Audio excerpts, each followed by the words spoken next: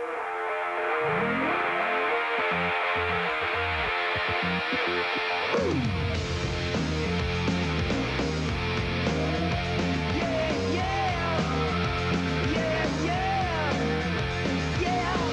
mind has been enabled. In the memory you overflow. I wanna be your superhero. Or even if I tumble, fall, I'm okay.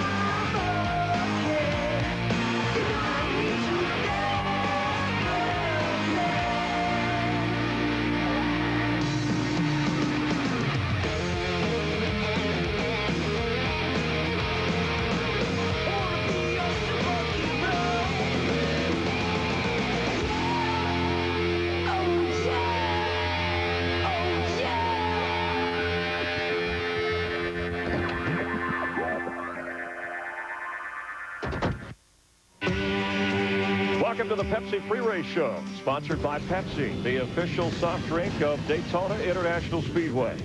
This is Daytona Beach, Florida, the birthplace of speed and the perfect place to celebrate the birth of our country on this 4th of July holiday weekend.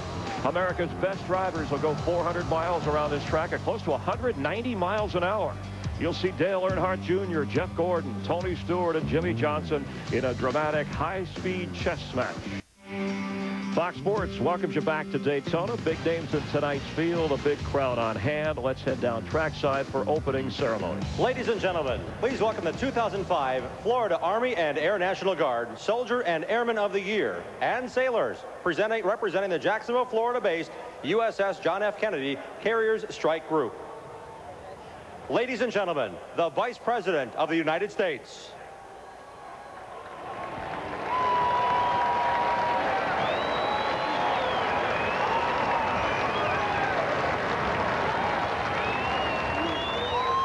Thank you very much, ladies and gentlemen.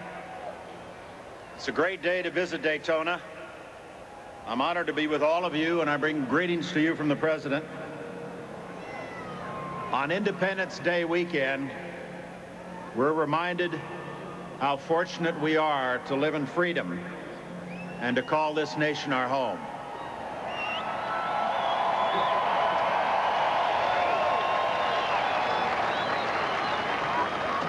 We're grateful above all to the men and women who defend us.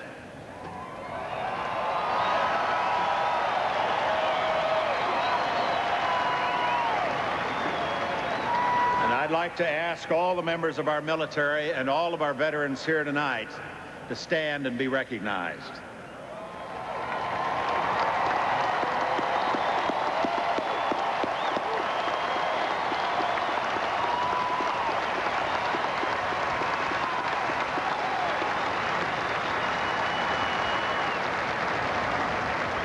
Now I want to say good luck to the drivers and the crews. Have a great race and a safe race. Thank you very much, and may God bless America.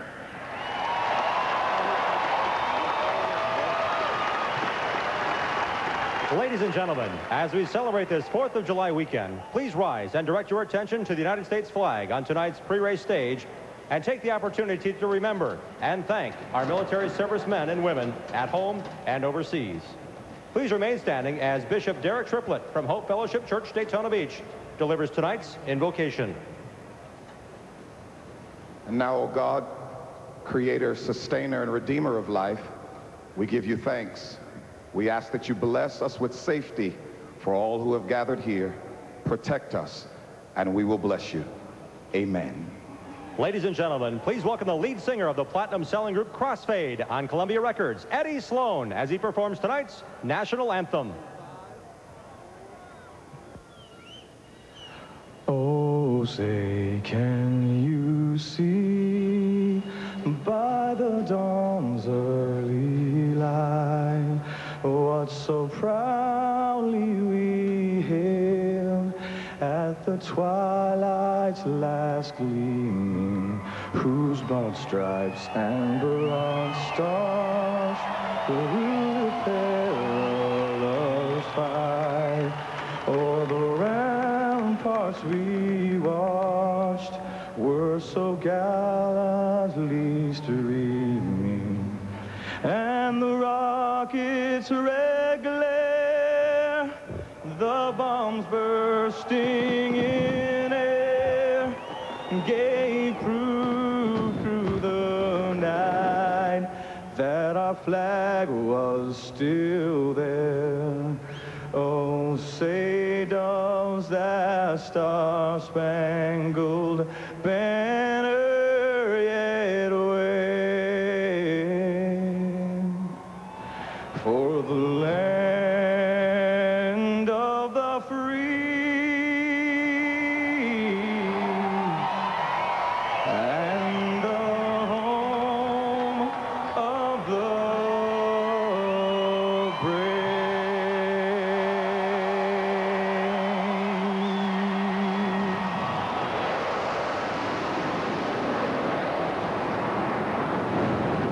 Let's hear it for Eddie Sloan of Crossfade. A stirring moment at one of the great venues in all of sports.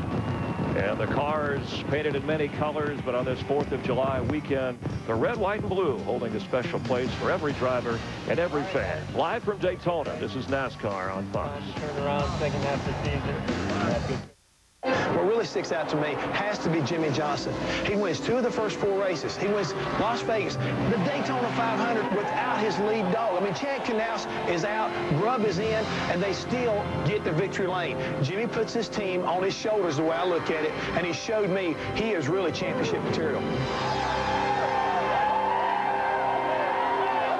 Jimmy will start 9th in tonight's race as we welcome you back. Hope you're enjoying your holiday weekend. NASCAR on Fox Live from Daytona Beach, Florida. Throughout the broadcast, you'll be hearing from all the members of our Fox crew as we recall some of the special moments, the highlights from the season so far.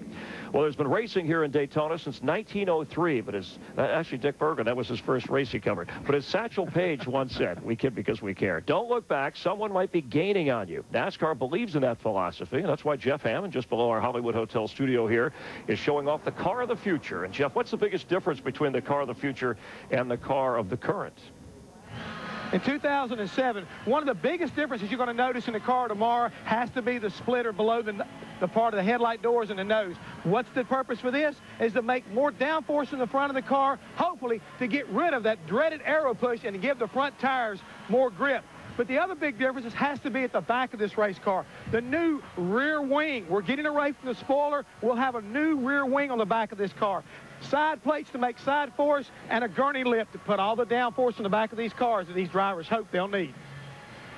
All right, thanks, Jeff. If that's the car of the future, I don't want to see the gas prices of the future. Our crew will have their eyes on every car and every driver tonight, as they always do. We're going to head back to the track now for our Fox Pit Watch. Steve Burns, Dick Berggren, Matt Yoakum, all year long. These guys have pounded the pavement to cover stories, bring you up to date. We certainly appreciate that.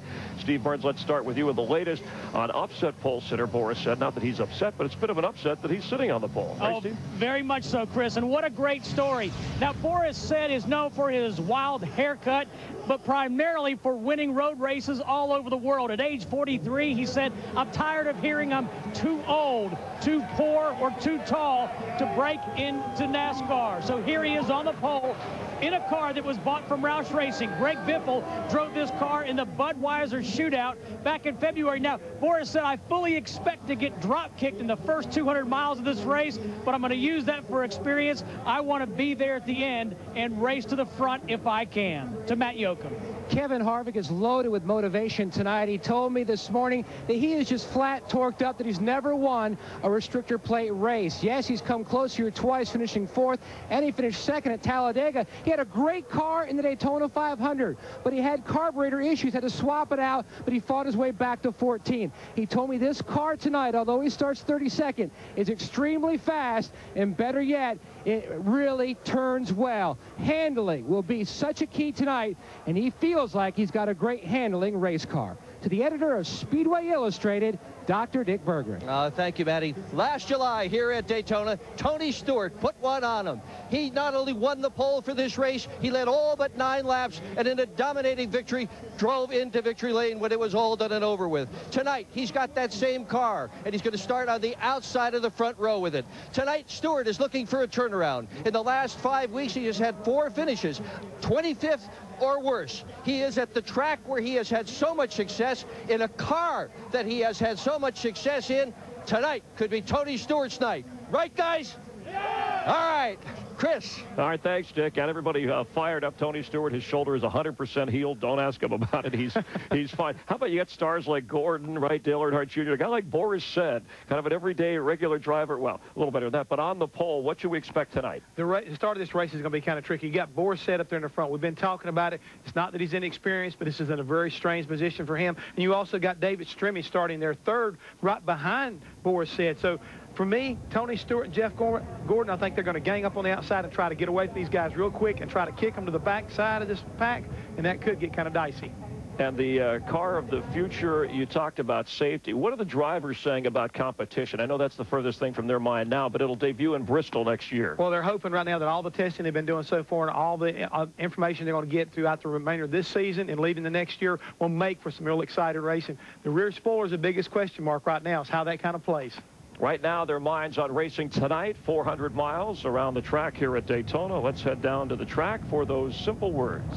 Please welcome the star of the summer blockbuster Superman Returns, the Man of Steel himself, Brandon Routh, for the most famous words in motorsports. Gentlemen, start your engine.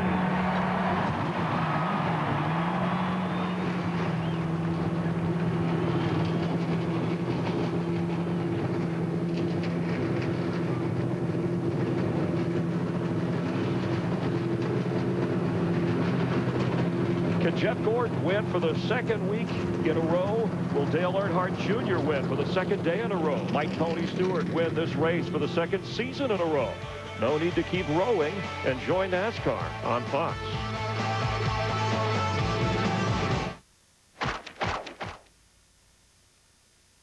Good evening, I'm Jeff Gordon. Welcome to the 48th annual Pepsi 400 on Fox.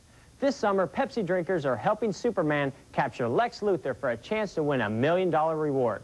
And during tonight's race, you have the chance to win the ultimate racing reward, a trip for two to each of this year's Nextel Cup Chase races. Just watch for the password tonight and then select it at dailyplanet.com/Pepsi400. Now, sit back with an ice-cold Pepsi as I fly toward victory lane in the DuPont Pepsi Superman Returns Chevy. On behalf of Pepsi and its bottlers, enjoy the Pepsi 400. All right, thanks, Jeff. At Fox Sports, home of the Daytona 500 for the next 8 years. The Pepsi 400 tonight with humidity at 66%. The temperature in the 80s. The sun setting here in the next few minutes behind the track. There'll be fireworks one way or another here in the Pepsi 400. Let's head up to the play-by-play booth and Mike Choi. Thanks, Chris. This is the 48th Independence Weekend race at this speedway, and ever since the great Fireball Roberts drove to victory in the Firecracker 250 in 1959, it's been a race of favorites. It's also been a race of surprises. 12th different pole sitter in the last 12 Daytona races is Boris Said.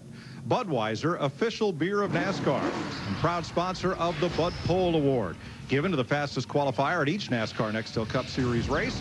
Budweiser congratulates Boris Said, fastest qualifier for this weekend's event, and the latest Budweiser Shootout eligible driver. He's the big surprise. Among the favorites is our Nextel Cup leader, Jimmy Johnson, up by 101 over Matt Kenseth. Casey Kane, Mark Martin, and Dale Jr., with Kevin Harvick anchoring the top 10 as we move into the sprint to the chase for the Nextel Cup. Hi, everybody. Alongside Larry McReynolds and three-time Cup champ Darrell Waltrip, I'm Mike Joy. This race of favorites, David Pearson's won this 5 times. There's always somebody that's the Pied Piper, Darrell. Who are the drivers everybody's going to want to hook up with tonight? Well, I'm going to go with somebody that's been successful here, and the most successful guy here has been Jeff Gordon. But recently it's been Jimmy Johnson, his teammate. So we know Hendrick's got the power. Tony Stewart's got the will. And there's guys back in the field, deep in the field, Dale Jr., that want to come off of a win here last night and capture victory circle again tonight. So those are 3 good candidates right there. A lot of cars will flock to them to try to get to the front. But, Larry, this race is not just about the driver. It's about the team. And who are the teams to beat on pit road? Oh, yeah. Even though it's somewhat of a short race, only 400 miles, remember the small fuel cell. These guys will be pitting about every 35 to 38 laps. That's a lot of chances for mistake on pit road. When I look at teams that are always bulletproof on pit road, you look at teams like Matt Kenseth's crew, the Robbie Reiser group, and then also Casey Kane, and that group better be on it because they're starting way in the field. But no matter what, whether it's under green or caution, stay tuned for pit pit stops because it will be exciting. Control that or whatever. We're racing at night here in July. We race in the daytime in February. Darrell Waltrip and Jeff Hammond took DW's Ride and Drive, our Richard Petty driving experience car, around the track. All right, Jeff. Here we are at the Daytona Super Speedway. One of the things we want to talk about tonight, Jeff, is the importance of two things. One, the spotter. You got to have a great spotter. The next thing is important is what you're holding in your hand, and that's the rear view mirrors. You got to be able to see. It's all in the eyes. You watch Jeff Gordon, you watch Jimmy Johnson, you watch any of the guys, and you'll see them. They hardly ever look ahead. Well, Darrell, we know the best way to protect yourself is to remember you control the race car. Make sure of all your moves. You may have a great spotter, but the best way to protect yourself is keep your eye on those mirrors and make sure you got the clearance you need before you make your move. Now, don't forget, this place has gotten out of bounds. It's not like the other racetracks like Michigan and some of the places we've been. This place has gotten out of bounds. And that yellow line is the out of bounds line. And you've got to stay above that yellow line. If you don't, then they'll penalize you. They'll bring you in.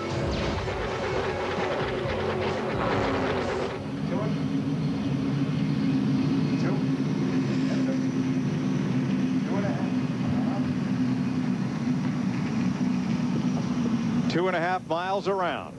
31 degrees of banking at the east and west end. 18 degrees of bank in the tri-oval at the start-finish line. Built from a World War II fighter pilot training base. The dirt from the banking dug from what is now Lake Lloyd in the infield. Daytona International Speedway has been the centerpiece of NASCAR since 1959.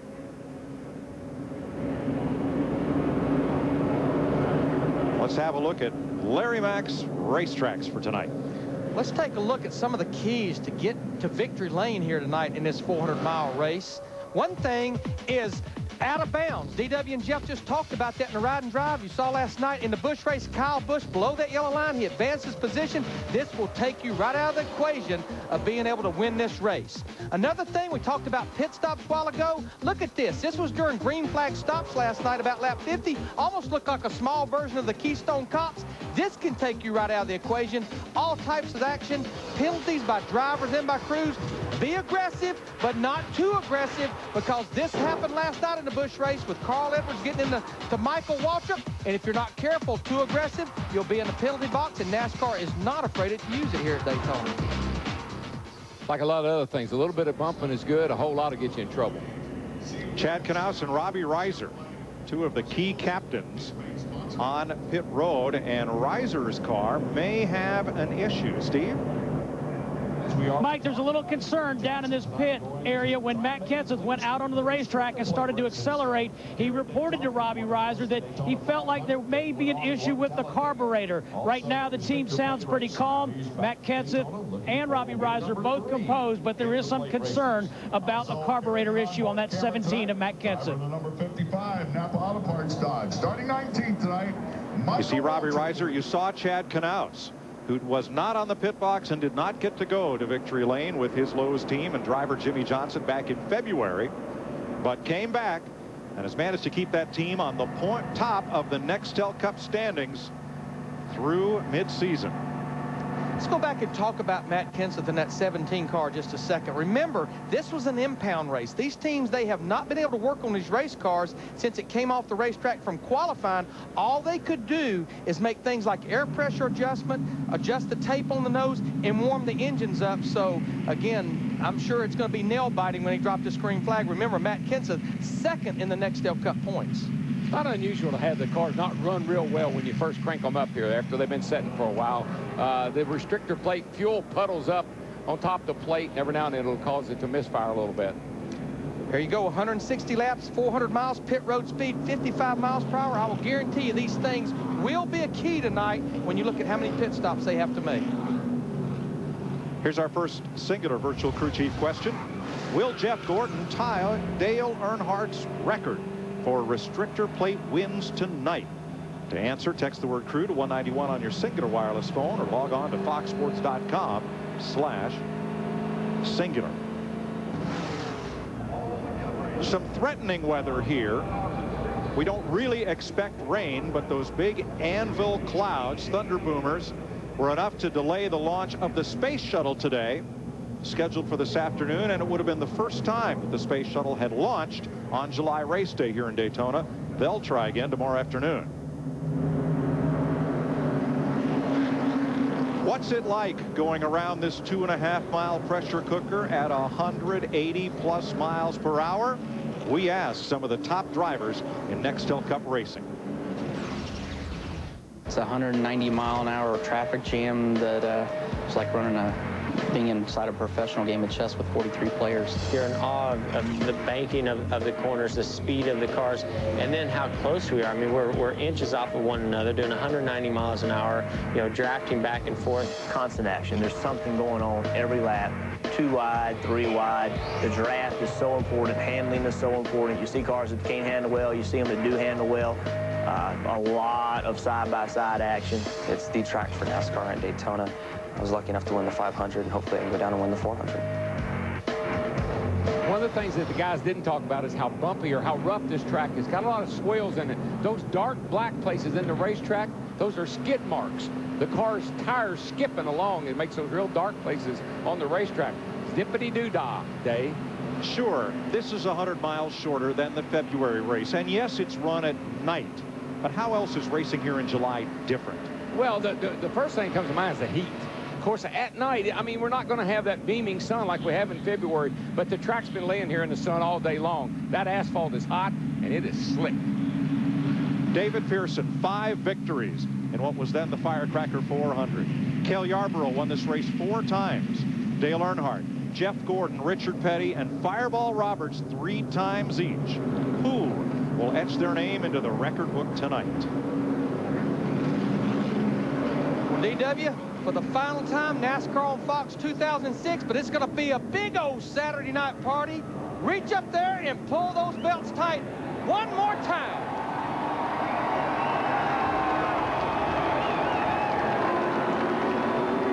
Boogity, boogity, boogity. Let's go racing, boys.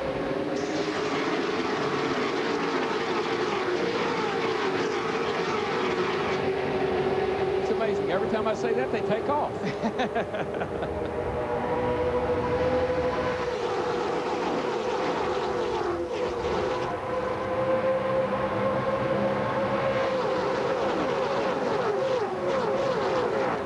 Off turn 2, no advantage.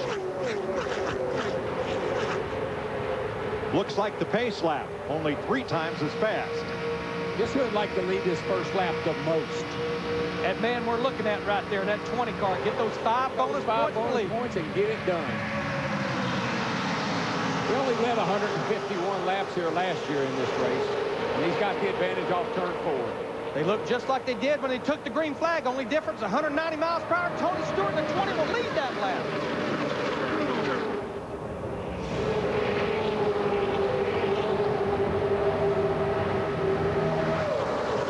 Said the pole sitter in the 60 was one of the cars that had to qualify for this race on time.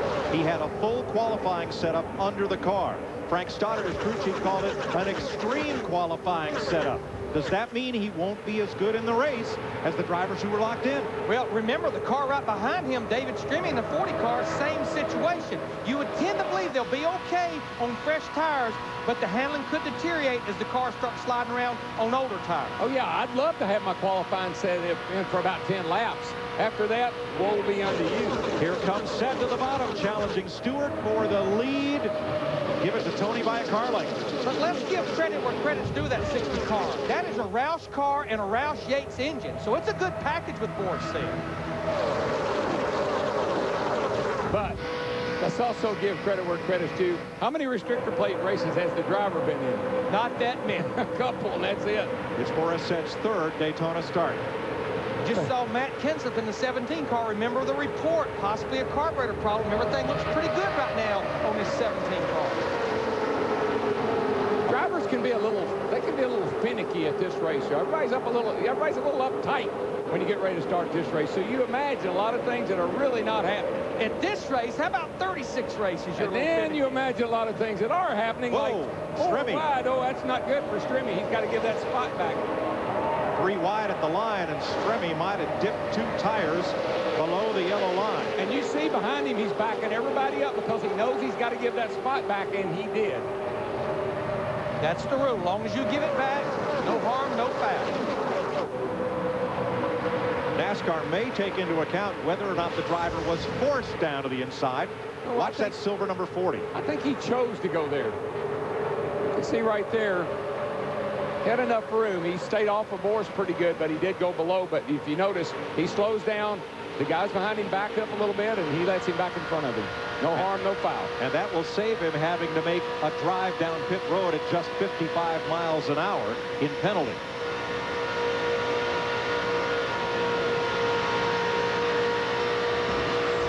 Kyle Busch and Mike Wallace coming up the outside in that pack in the outside lane. Among the dark horses, count Mike Wallace. Mike Wallace was another one of those cars, the James Finch car. The one car had to qualify on time. Same deal. Car bought from Yates with a Roush Yates engine in it. That's the 09 of Wallace, the only of the 3 Wallace brothers in tonight's race. 2 wide, open your mirror, 18. Looking out the side window of the 48 car, Jimmy Johnson, looking over at Kurt Busch, who's looking over at Kenny Schrader, who's looking over at nowhere to go. At the wall. Look, we got to get out of here. Good luck. Find me a hole. Yeah, good luck. And you'll hear the spotters get excited. You'll hear us get excited about 3 wide. The racetrack's plenty wide for 3 wide, but you heard DW talk about very bumpy. These cars start moving around. That's what causes a big one. There's a couple of huge bumps. One just as the just you start off turn 2, the car gets really upset, and up high off of turn 4, where the tunnel is, there's a big bump. Tonight at Daytona will be the largest fireworks display in the entire Southeast this weekend. We hope it's the one after the race. Well, we hope it's the one that's planned. Right. Looking back at Jeff Burton in that 31 car, this is a backup car. He was one of the cars that had a problem in practice. 4-car crash, had to go to a backup car. And Mike, you asked me in the opening, who would I want to be behind? Who would I want to follow? The 2 guys at the front are the class of the field. The question in my mind is, can Dale Earnhardt work his way up there and have that magic he had last night? But you see that yellow car, the 3rd place car, and that orange car leading up there? They may have a little issue. Remember down here in February? Hopefully they put that behind them. Enzer and Stewart got together on the racetrack. Harsh gestures. And right behind Kansas, we see Dale Earnhardt Jr.'s teammate. We're looking at him right now, Martin Truex Jr. in that 1-car rookie up there in the top 5.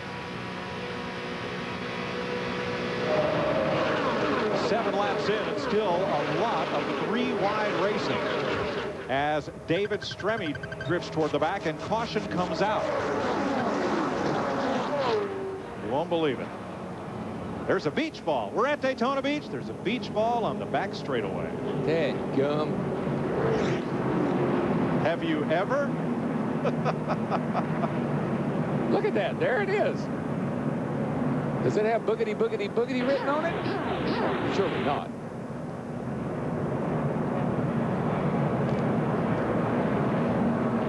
Boy, Greg Biffle and Scott Riggs getting together off the corner. And that's classic Daytona exit of the corner. The car just throws to the outside.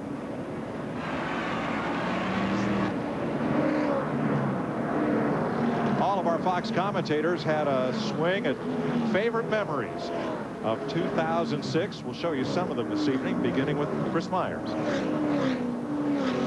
First half of the season, it's hard not to notice Tony Stewart's toughness. Breaks his shoulder blade at the Coke 600. Needs a relief driver the next race. The race after that goes 500 miles in Pocono. Then at Michigan, his car wrecks early. He's out there hammering away, working on it. That's a mentality, a warrior mentality that any athlete in any sport could appreciate.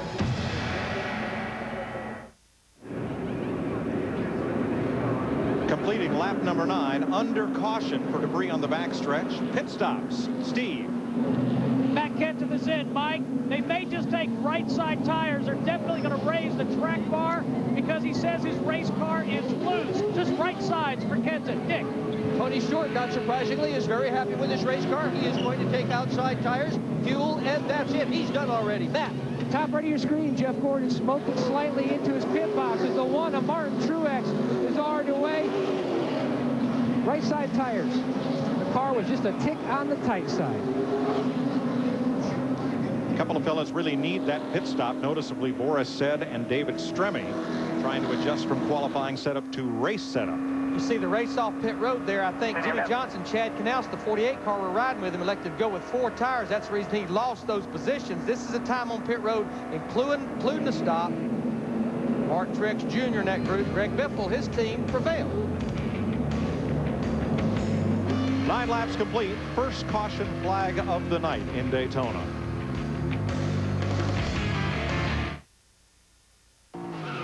The Pepsi 400 on Fox is sponsored by Ford, Bold Moves, by Singular, raising the bar, by Napa Auto Parts. Napa, get the good stuff. And by Pepsi Racing, reminding you to visit PepsiFantasyRacing.com to play Pepsi Fantasy Racing today.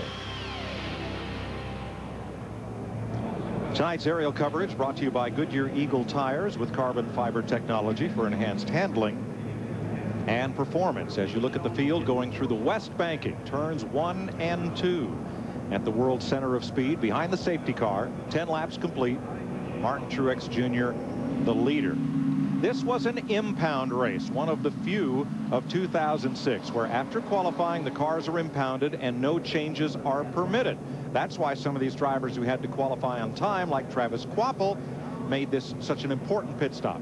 Yeah, and I talked to his crew chief, Gary Putnam, on Thursday, and this was all planned. What they're doing right here is they're changing the front springs because you had to start the race with the springs that you qualified with. Looked like they also maybe made a shock adjustment. This was the first pit stop, and you have plenty of time under caution, and he came back on the pit road. Looked like to me they did something with the right rear spring to get it to where it would turn off the corner because they had a real soft spring in the right rear to keep the spoil out of there for qualifying. How about our pole sitter Boris Said? Steve? Mike, his comment about the race car was that he felt like it was starting to drift. They changed right side tires, and they also made an air pressure adjustment. Boris hanging in there right now, posting the 11th position. Yeah, Steve, it did. It drifted right into the side of, who was that he hit there coming off turn 4, Mike? Scott Riggs. Scott Riggs. Said, not Greg Biffle. Right. Boris is the one that got into the side of Riggs. The car looked like it was just in a 4-wheel drift. Lights out atop the safety car will go green to begin lap 12. Now, all 43 cars made a pit stop. David Stremme actually stayed out an extra lap in that 40 car to lead a lap. Martin Truex Jr. is leading some of his first laps of the year. Earlier in the year, he led 2 laps, and that was it until tonight.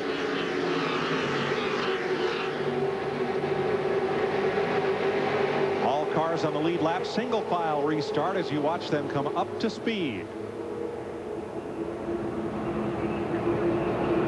And it takes about a full lap with that carburetor restrictor plate that has the horsepower way down to get up to full speed. Almost a full lap around this 2.5-mile track.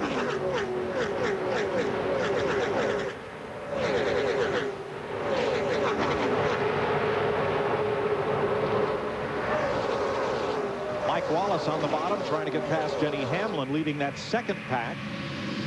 And Wallace does make the pass.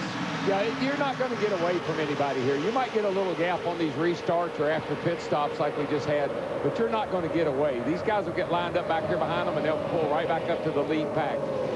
Because right now, our top 7, after completing 1 lap after the restart, they are lined up in the way the draft works, and now they're no longer lined up. There goes Greg Biffle in the 16th, the outside, trying to take the lead. But as long as you're lined up, that's the best way through the air, and you can pull away from cars running side by side. But that right there is another reason why you won't ever get away from anybody very far, because nobody's going to stay single file very long.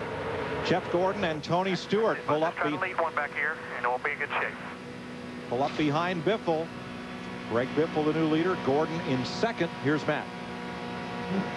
Gordon on the high side in the 24 car. He was tight on exit right before the caution. This is the conversation between Jeff and his team. Mr. Stewart says he's just as happy following us as we were following him. inside, or does he want to try to get back to the front? If I know him, I would assume back to the front.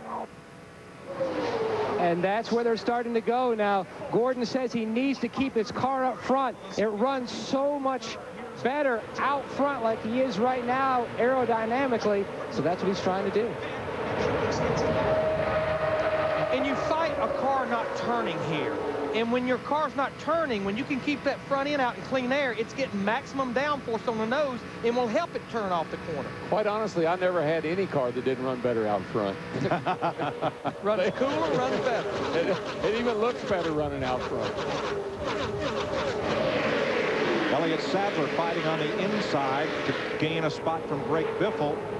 Looks like that inside line is working down against the yellow line. The short way around, shorter, J.J. Yaley told us yesterday, by 387 feet than if you rim ride around the wall all the way around. You heard Jeff Hammond and I talking about the mirrors in the cars. And, buddy, you better have some good mirrors when you start getting people all backed up behind you like we see right here. Two very critical things you got to have here. Great spotter, great mirrors. Looking out at Kevin Harvick in the 29 car, he started back in the 32nd position. He's already moved up into the top 10.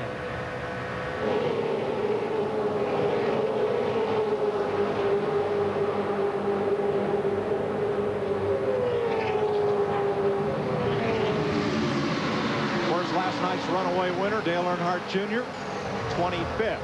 Remember, the trouble off the corner, car on the inside, Burton. Jeff Burton spins. And recovers. But the good news is, as you can see right there, Darrell, you've talked about this a lot. There should be no grass on the inside of a racetrack. If there had been grass there, it would not stop till he hit the inside wall. It wouldn't have stopped when he quit flipping. Left front's down, but watch the orange 31. Gotta believe he might have gotten a little tap over there.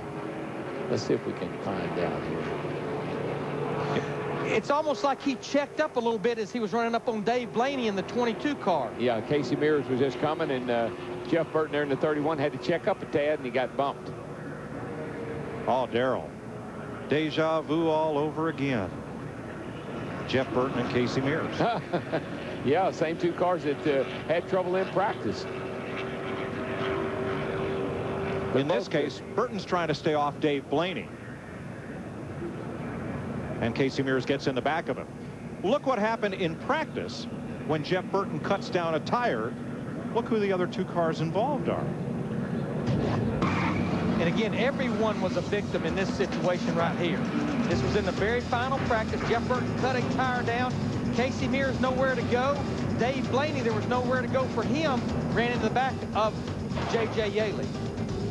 And that's his backup car that he's in right now.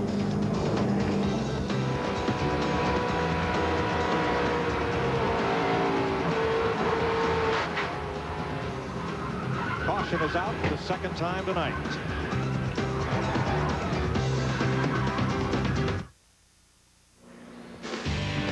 The Pepsi 400 on Fox is sponsored by Budweiser, the official beer of NASCAR, and proud sponsors of Dale Earnhardt Jr. and the number 8 car. 18 laps complete. We're under caution. Darrell, the speeds of the cars involved help tell the story of how this wreck got started. Yeah, I think if you look at the Fox tracks, you'll see that the 22 car. This is we're looking at Burton here. 22's right in front of him. Watch the speeds on the Fox tracks. Blaney in the 22. Here comes Burton in the 31. C-172 on the 22 car, and Burton's closing 5 miles an hour faster because Blaney had to lift. He got a little bit loose right there. When he did, Jeff Burton got tapped from behind.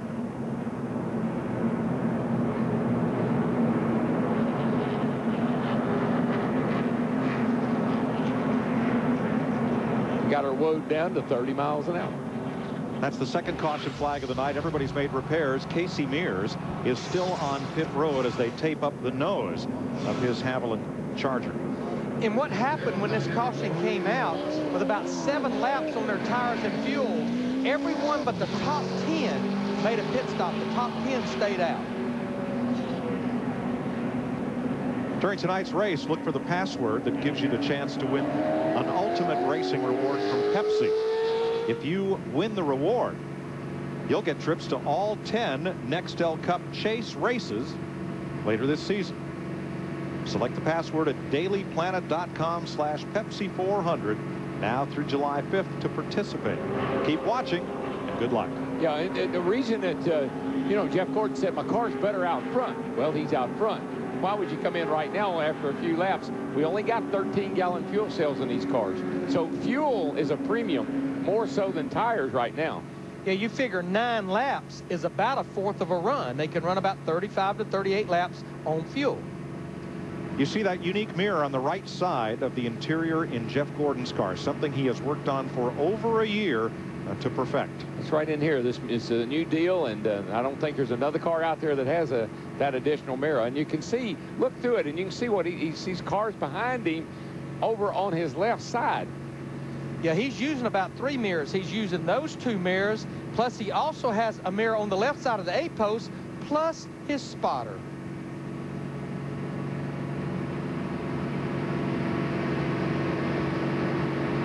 And there's a little look at the added mirror out there by the left A-post.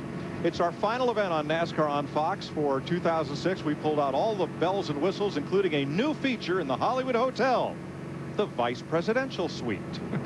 Nice to have the Vice President of the United States, Dick Cheney, and you saw him address the crowd. Thanks for being with us, sir. Nice to see you're in good health. Good to be here. Yeah, the doc signed off on me for another period of time here, so. All right, so good enough to attend the race. You ever address a crowd that big before? I was just thinking 140, 150,000 people. That's probably the biggest crowd I ever spoke to live. Yeah. And you've been to the track before, but your first it's the first time I've been, to a live NASCAR event. I watched it, of course, on television like everybody has, but it is an awesome undertaking. Just the sheer size of the crowd, the energy, the complexity of what goes on in the pits and with the teams and the crews. There's so much to learn about the intricacies of the sport. It's really something. I know right now we're getting ready to go back to a green, so you get an opportunity to see what a restart's going to look like, at least from the Hollywood Hotel. But earlier today we were talking about cars, and you shared something with me I thought was really kind of unique. You haven't driven a car in 7 years yourself. Yeah, it's a bummer. It's the morning that the president and governor announced that I was going to be his running mate, the Secret Service showed up outside my door, and I haven't driven since. They take over. They do it for security reasons, and so it's understandable, but it's very frustrating. In our Air Force too, you get to travel around. What was your first car, Vice President? First car I ever owned was a 1949 Chevrolet, and I drove it for a few months, and then the engine blew up on me, and I got $25 for the radio. You've done well since. You must be overwhelmed by the support of patriotism at an event like this, especially around the 4th of July holiday weekend. It is. It's a remarkable period of time. I got to spend some time with the troops today. One of the great things about NASCAR is the extent to which the drivers and the crews and the owners have been involved in supporting the troops. A lot of the drivers have been to Afghanistan, Iraq, been out and seen the troops in the field. I know oftentimes they get to Walter Reed or Bethesda, where the guys are that have been wounded and coming home, and that's deeply, deeply appreciated. There's a symbiotic relationship, a mutual admiration society between the young men and women in our military who love NASCAR and NASCAR who pays the support and the loyalty. And speaking of that, I had an opportunity to watch you. You got an opportunity to meet Ken Schrader, who drives the Air Force car, and I mean, he's quite a character. Yeah, well, there are a lot of characters. What did some of the drivers say to you when you got to meet them? Did they ask any tough questions? Well, no political questions. They were all very nice. I got to go to the drivers' meeting at the beginning of before the race today, and then visited with the service-sponsored cars, especially Army, the National Guard, and the Air Force. And they're down-home people. I mean, they're very straightforward, no pretense. everybody's measured by how they perform out here on the track. So it's a meritocracy. And nearby Cape Canaveral, the space shuttle delayed until tomorrow because of weather. I guess you were going to go see. Yeah, we were there, went down, wanted to see the launch. I saw launch 20 years ago, but they were going to launch today. They got a last-minute bad call on the weather, but they'll try again tomorrow. And I know you have work in Washington. A political answer, I expect. Who you're rooting for to win tonight's race as you watch? I'm going to be a nonpartisan. Good answer. I'm not going to get into that. All right, well, it was a pleasure having you here, and thanks very much for stopping by. Good to see you guys. I enjoy the show. Let's rejoin Darrell, Larry, and Mike upstairs.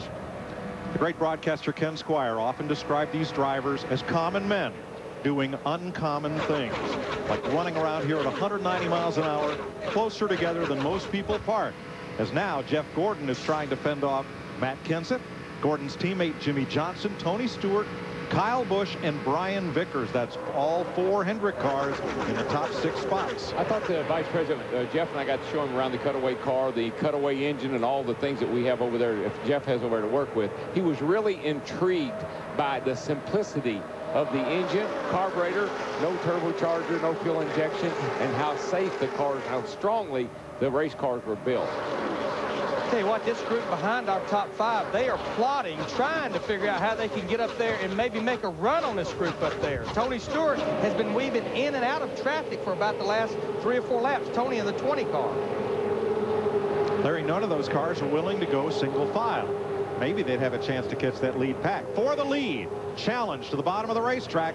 Here comes Matt Kenseth trying to lead for the first time tonight. Yeah, and it's way too early to think single file, man. We got a lot of races. Let's race right now.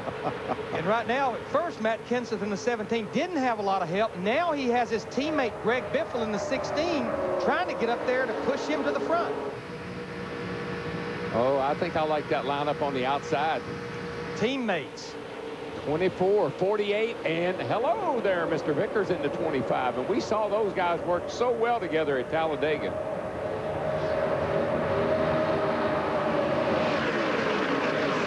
Kenseth has company coming. That other yellow car, the subway machine of Greg Biffle, is Kenseth's teammate if he can just get to the 17.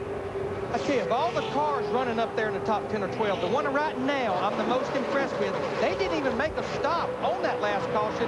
That 09 car on the inside, the black car, Mike Wallace. Remember, a go or go homer, they didn't make any adjustments to that car on that first pit stop. Tires and fuel, no stop the last time. Here they are up there in the top 10. Well, I'll tell you another guy, Larry, that's trucking along pretty good, and I feel pretty good about his chances tonight, too, is that yellow car there, 4th in line on the outside, Elliott Sadler in the M&M's car.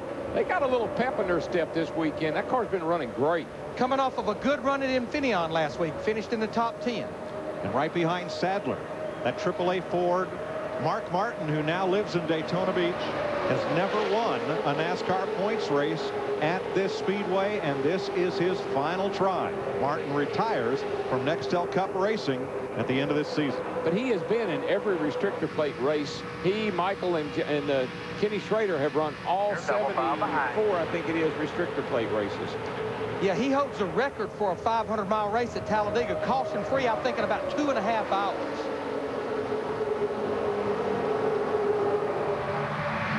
How did you vote on our singular virtual crew chief question? 3 out of 10 said yes, Jeff Gordon will win tonight, tie Dale Earnhardt's record for restrictor plate wins. 7 of you said somebody else. Fox congratulates Russell Tilson of Virginia Beach, Virginia. He's going to win Jeff Burton's payday tonight in the singular virtual crew chief sweepstakes. Matt Kenseth's stay at the front was short-lived at the outside lane. Hooked up and went on. 3 Hendrick Chevrolets and Tony Stewart in the Joe Gibbs Chevy. Holding sway right now in Daytona with 27 laps complete.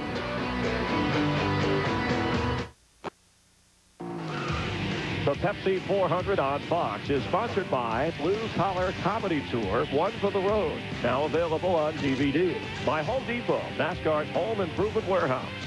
By Subway Restaurants, Subway, drive hard, eat fresh. And by Team Chevy and the 303 horsepower Monte Carlo SS. Chevy, an American revolution.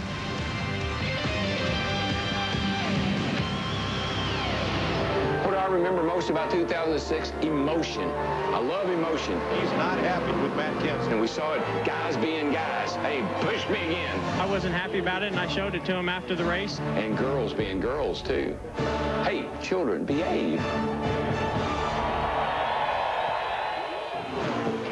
All part of the drama of NASCAR NEXTEL Cup racing, the season at its midpoint, moving into the sprint to the chase for the NEXTEL Cup. Which 10 drivers will have the chance to become champion? As Tony Stewart dives low on Jeff Gordon, Gordon's wingman, Jimmy Johnson, looks to the low lane and now pulls up with his teammate. That looked pretty easy right there, almost like something happened. Let's see, Matt. Well, Gordon hasn't said anything about that moment, DW, but he did say the car is still a little bit on the tight side. He asked his spotter whether he should run the bottom or the top. His spotter told him it appears at this juncture the top side's working, while his co-pilot there, the 48, Jimmy Johnson, he has to try to run the higher side because his car extremely tight. He's fourth in line. Now, Johnson just gave up a spot to Elliott Sadler, who has brought his Ford to third. Matt Kenseth in the 17, he has found his teammate Mark Martin in the 6, and they're trying to make a move back to the front. The blue ovals are going to overtake the bow ties here the way it's looking. Now the Fords are 3rd, 5th, 7th, 8th, 9th, and 11th. That 11th place car is the red one, the 99 of Carl Edwards. He and Jamie McMurray, who's made a huge charge through this field, have come up to battle for top 10 spots. Yeah, we were seeing 4 Roush cars run together there. Talk about Carl Edwards. A lot of redemption for those group at Daytona. Finished dead last after being caught in an accident in the Daytona 500. Haven't seen much of the Dodgers to the front. Bobby Labonte is 12th. Kurt Busch is 13th. But Busch in the number 2 may have a problem. Dick? He ran so well in the Daytona 500, Mike. He was in the top 5 for virtually the entire day until the very end when he was struck from behind. Kurt Busch, a DNF in that event. This time, trouble early. They think they have got a battery going bad. That's usually not just the battery. Ordinarily, that is a charging problem. Busch with electrical problems. You're making power, man. You're doing good. Just keep doing it. We're going to get you fixed up here. This is Crew Chief Roy McCauley. Stop for a battery, right? They can change that in how long, Larry? They can do it easily here under caution, because a caution lap here is well over 2 minutes. Everything's on quick disconnects. They could easily change it, but they will need a caution to do it. And Steve, what's the issue with Matt Kenseth, who is currently 5th? Mike, the good news is that the problem with a carburetor has gone away. The bad news is Matt just reported he's got a little bit of a vibration in the right front. He thinks it might be a loose wheel. Yikes. I wouldn't have to think about that very long. Little tap here. That's acceptable bump drafting. Now, all of these cars we're riding with, including Matt Kenseth in the 17 car, they're within about a 10 to 12 lap window that they're going to have to make a green flag stop. Remember, they did not stop on that last caution. One car out of the race. Kirk Shelmerdine, the independent driver. His Cat Daddy Chevrolet has gone to the garage. Kirk finished 20th in the season opening Daytona 500. 36 laps complete. Tony Stewart on point in Daytona.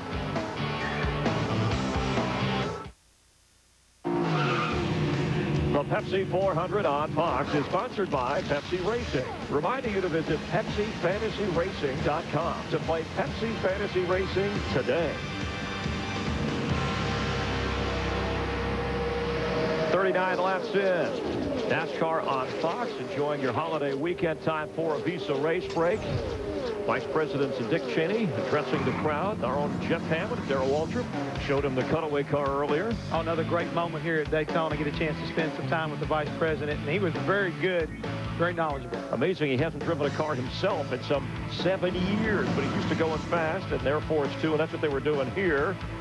Watch in the 60 car, Boris said, drifting into Scott Riggs to push the pole sitter back to 11th place. Jeff Burton running about 27th, 28th here, caused by Casey Mears. He gets into the 22. Burton brings out the second caution. Tony Stewart, who won this race last year, passing Jeff Gordon, who led 18 laps. Tony taking the lead for the second time and is your leader now, 40 laps in. This has been a Visa race break, no matter what it takes. Flag takes Visa. Jeff, the tight draft here, but how about Carl Edwards started 29th, Dale Earnhardt Jr. started 35th, and they are moving on up. Both of these guys in there charging up through the pack. Carl Edwards in particular up to 3rd right now. Dale Jr., winner from last night, he's up to 17th, and looks like he's trying to make that high line work one more time. Let's rejoin Darrell, Larry, and Mike. Green flag pit stops have begun. You see Martin Truex getting back up to speed after making his green flag pit stop a lap ago. Now that was just a little bit early. I'm somewhat figuring he was one of the cars that stayed out on that last caution. These guys should be able to go another 6 to 8 laps. But the bottom line is you make a green flag stop here, you're going to go a lap down as he did. So he needs it to cycle through all the green flag stops. Tony Stewart has now led 19 laps. That's one more than Jeff Gordon has led. Truex led 3 laps. Greg Biffle, Matt Kenseth, 1 each. 55 on pit road. Mikey, he had to go to the rear. He had a great qualifying run, started 16th or qualified 16th. Had to go to the rear for unapproved adjustments.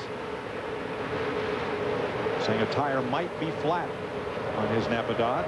Yeah, this would be real early for him because he did hit on the last caution. Right front could have been down. He sure did slide a long way when he came to his pit box, as if it was soft.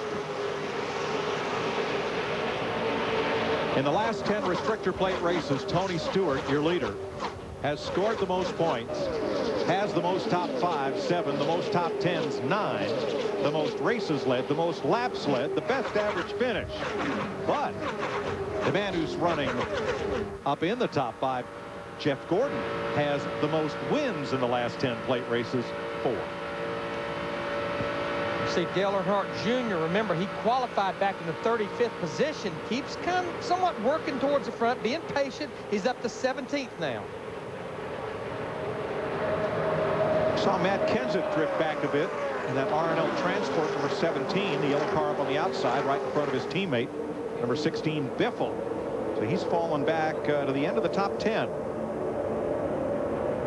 As tires wear, the fuel load lightens, and we get close to pit stops. Here's some cars coming in under green. Bobby Labonte, Ryan Newman, and Mike Wallace coming to pit road. Now, those are all Dodges, so that makes me wonder if maybe the Dodges are not getting quite as good a fuel mileage as the Chevrolets and the Fords. We're told to expect our leader, Tony Stewart, on pit road next lap. Now, if you're Jimmy Johnson, do you come with him? Look, this is smart move right here. Did you see Tony Stewart waving way down the backstretch? Hey, I'm going to pit road. But remember, green flag stops, a huge opportunity for a mistake by the driver speeding because you've been out there over 180 miles per hour, or a mistake by the crew. Looks like Jimmy Johnson in the 48 is going to follow him. It's going to be tough to make it there. There comes Mark Martin, Elliott Sadler. He gets woke down. Has to be at 55 miles per hour by the time they're at that cone right there. Jeff Gordon's in, so is Vickers, Kyle Busch, Kurt Busch, and more. Steve. Mark Martin making his 43rd point start here at Daytona. Says his race car is just a little bit tight. Todd Ziegler and Jake Seminar are the tire changers. No other adjustments to the number 6, Dick Berggren. Moments ago, Tony Stewart told his crew, we got us a piece for tonight. We got something good, end quote. Nap. Dick, we've already made a chassis adjustment and track bar adjustment on the 48 of Jimmy Johnson. His car way too tight. Not bad. You did see him smoke the tires on entry. Clint Boyer, Kenny Schrader, and Joe Nemechek also stopped on that lap. Here comes Carl Edwards and 6 more behind him. These are scheduled green flag stops. Kenseth's in. Biffle is also in. McMurray, along with Harvick and Casey Kane. Steve? Mike Kenseth says his car is just a little bit on the tight side. They're going to take 4 tires this time. 2 tires on the last stop. Just a small air pressure adjustment in the right front tire, Matt Yoakum. And you can see Eric Slade, the catch cam man, holding the can. Now, his car was definitely tight on the first run. They made an air pressure adjustment. Really helped the 99 of Edwards. Had a strong night last night, and he's away. Morissette, the pole sitter, also stopped on that lap. Robbie Gordon has led a lap here in the Pepsi 400 in his Harrah's number 7. Robbie's a fellow who lives it on the edge. He races in Baja. He races in NEXTEL Cup. He once almost won the Indy 500. And for relaxation, he has an 1,100 horsepower speedboat. And Robbie Gordon in the 7, Dale Jarrett in 88, they actually made their pit stop on lap 17. They should be able to go another 7 to 8 laps. 1,100 horsepower, and he's not afraid to use it. And let's look and see what it looks like to be going from 185 miles per hour and try to get down to 55 miles per hour. You can see pretty much everyone except Tony Stewart locking the brakes up. You've got to make the commitment cone. And right there, you've got to be to 55 miles per hour. One thing you got to be careful of when you're coming down there slow, smoking that right front like that, is you don't blow it out and tear the fender off the car. So got to use a little bit better judgment getting on pit road. Now this is a battle for the lead right here. Robbie Gordon in the 7, Dale Jarrett in 88, Dale Earnhardt Jr. in the 8 car. This is a scheduled stop for him. These are all scheduled green flag stops. Dale Jarrett came in here 23rd in points, trying to lead a lap and pick up the bonus points. Here. Matt? Right there. And Junior also smoked him into his pit box, led 32 laps in the Daytona 500 and finished 8th. The chassis adjustment's already completed. They over-adjusted on the first stop. They backed up on that. The car is still way too tight on the last stop. Significant track bar adjustment, 14.4 seconds for Junior. Dave Blaney, Scott Riggs, and Jeff Green also stopping on this lap. You know, one thing I noticed about Tony Stewart, talking about Jimmy Johnson behind him, smoking the tires, locking them up. Tony Stewart in the IROC race here on Thursday night, he was the only guy in the whole IROC race I watched that never smoked the tires with the brakes on. You know what? And he's a great road racer. He's got a really nice technique for getting on and off those brakes and not locking up the wheels. We talked about pit crews prevailing. When it all cycles through, this will be the lead group here. Tony Stewart in the 20, Mark Martin in the 6, Jimmy Johnson in the 48, Elliott Sadler in the 38. Pit stops continue with J.J. Yaley and Tony Raines on pit road at lap 49. And Dale Jarrett is the new leader of the Pepsi 400. Before tonight, Jarrett's number 88 had only led 3 laps this year. And he's driving with a broken hand.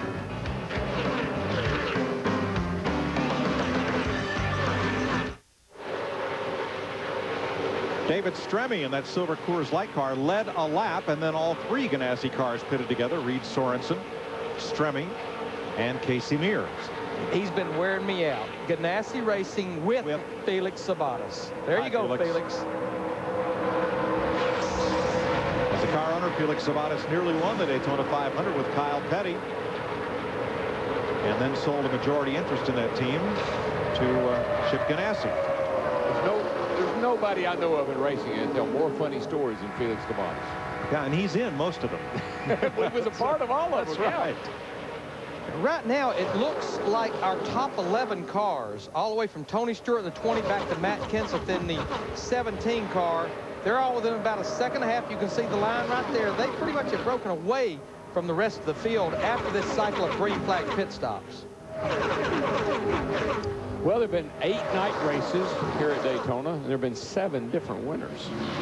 Jeff Gordon's the only one that's won twice. A couple of guys sitting up there wouldn't mind adding their name to that list. Happen to be running second right now. He'd like to get a win here at Daytona.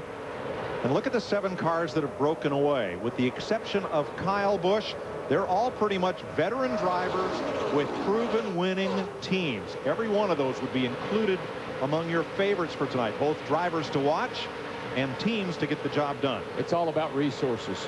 If you got enough resources, you can put a lot of good horses out here.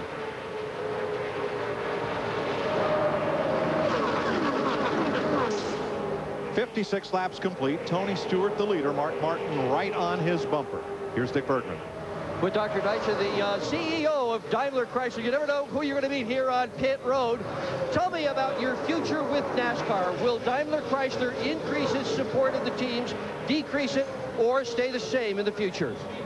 Well, we are very happy with Dodge at NASCAR, and therefore clearly we will, if anything, increase our engagement here. It's so good for our production cars like Caliber, like Ram, all the other Dodge cars.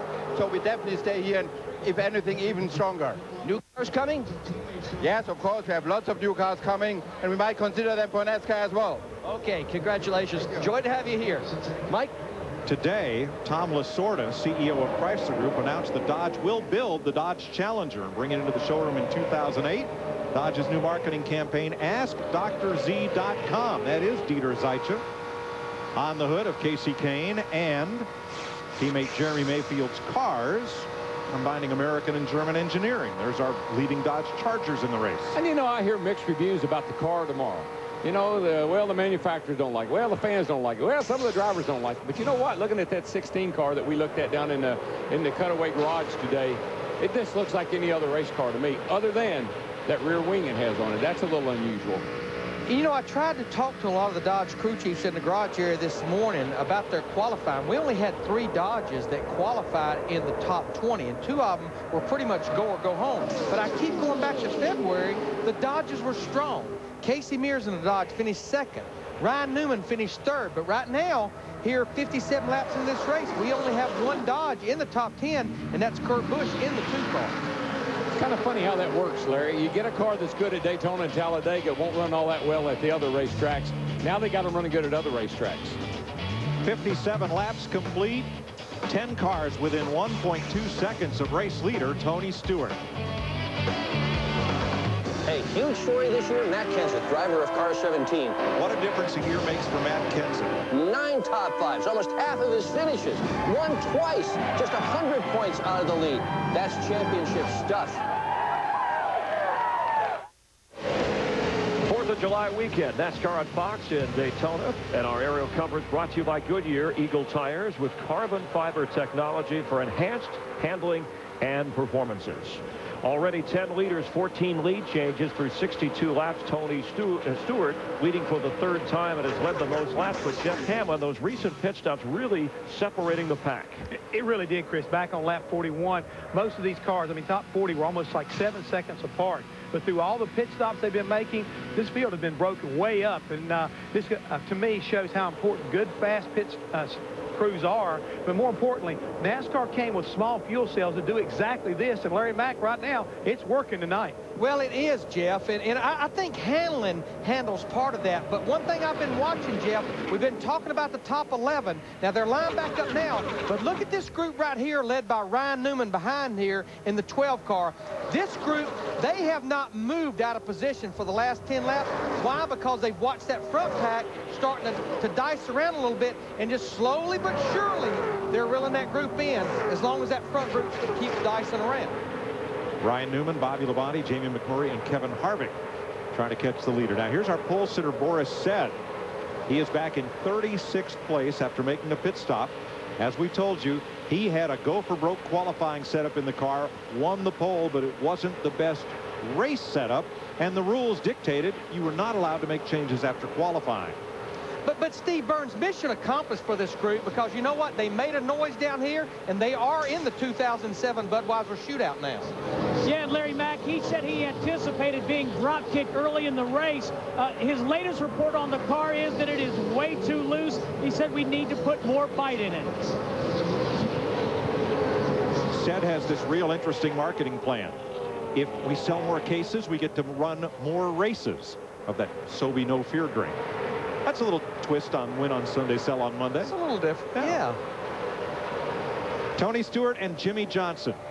Last year's Pepsi 400 winner and this year's Daytona 500 winner. Leading the pack. A couple of laps ago, I was watching Kurt Busch in a 2 car. Come down the front straightaway here and headed off into turn 1. And the air off the other cars. When you're really tucked up tight like he is right there, watch what happens to him. He just gets pushed over into the wall. I guarantee he didn't do that on purpose, but the air off of Carl Edwards' 99 car blew him into the wall. That air at about 185 miles per hour does some weird stuff. It does. Now that 11-car pack has a front 5 breakaway. It was all one pack, and now the first 5 back through Carl Edwards are beginning to edge away just a bit from the next 6 cars. Matt? Like Jeff Gordon, the 6-time Daytona winner, has fallen back to the 8th position. You can see he's moved to the high side behind his teammate Kyle Busch. Earlier he was trying the bottom. The car just way too tight and getting tighter. He's slowly fading back. That's why he's searching around, trying to see if he can find a better line until they pit around lap 81. Yeah, man, I was watching him off the turn 4 there. I could see his hands in the car, and he is a busy young man right now just trying to keep that thing off the wall. But as I talked to all the crew chiefs over the last couple of days, that was the big fear of this racetrack, is you always fight the car tight, not turning off the corner. And I think as it actually cools down, it's going to pretty much magnify that problem. 41 cars on the lead lap, but green flag pit stops have broken them up into several different packs. Still, Tony Stewart stays out front, Dick. He's led 35 laps now. Not as good as it was earlier this evening. Why he's a bit 3 off. He and crew chief Greg Zippodelli have discussed some changes that they would like to make. And for kids at home watching this race, when Tony Stewart has decided what he wants to change in the car, air pressure, wedge, what have you, he always says, please. Matt? And the guy right in his mirror, Jimmy Johnson with the Shamu paint scheme, he says the car is driving well, but it might end up tightening up as the run goes on. He wants to loosen the car up on their next stop, but right now he's very content, just staying in line. A great track position, just following the 20, Steve. Well, Matt, it was just a few laps ago that Mark Martin was running in the 2nd position behind Tony Stewart, but since then, he's dropped several positions as well, now positioned in 6th. He says his race car has gotten tight. He told crew chief Pat Trice he wants to make a wedge adjustment on their next pit stop. And you know, as I sat there and I watched the 48 car run along behind the 20, what has Jimmy Johnson learned? He has learned to be a patient driver on the restrictor plate tracks. Don't take the lead until you need to. Don't make any erratic moves. He had a lot of guys ticked off at him there for a race or two on the restrictor plate tracks, but he's got his game together now. The NEXTEL Cup point leader has not led tonight. That's ugly. Michael Waltrip, the 55 car, 2-time Daytona 500 winner, on pit road with a lot of damage. Pancaked that right side and looked like he did a lot of damage.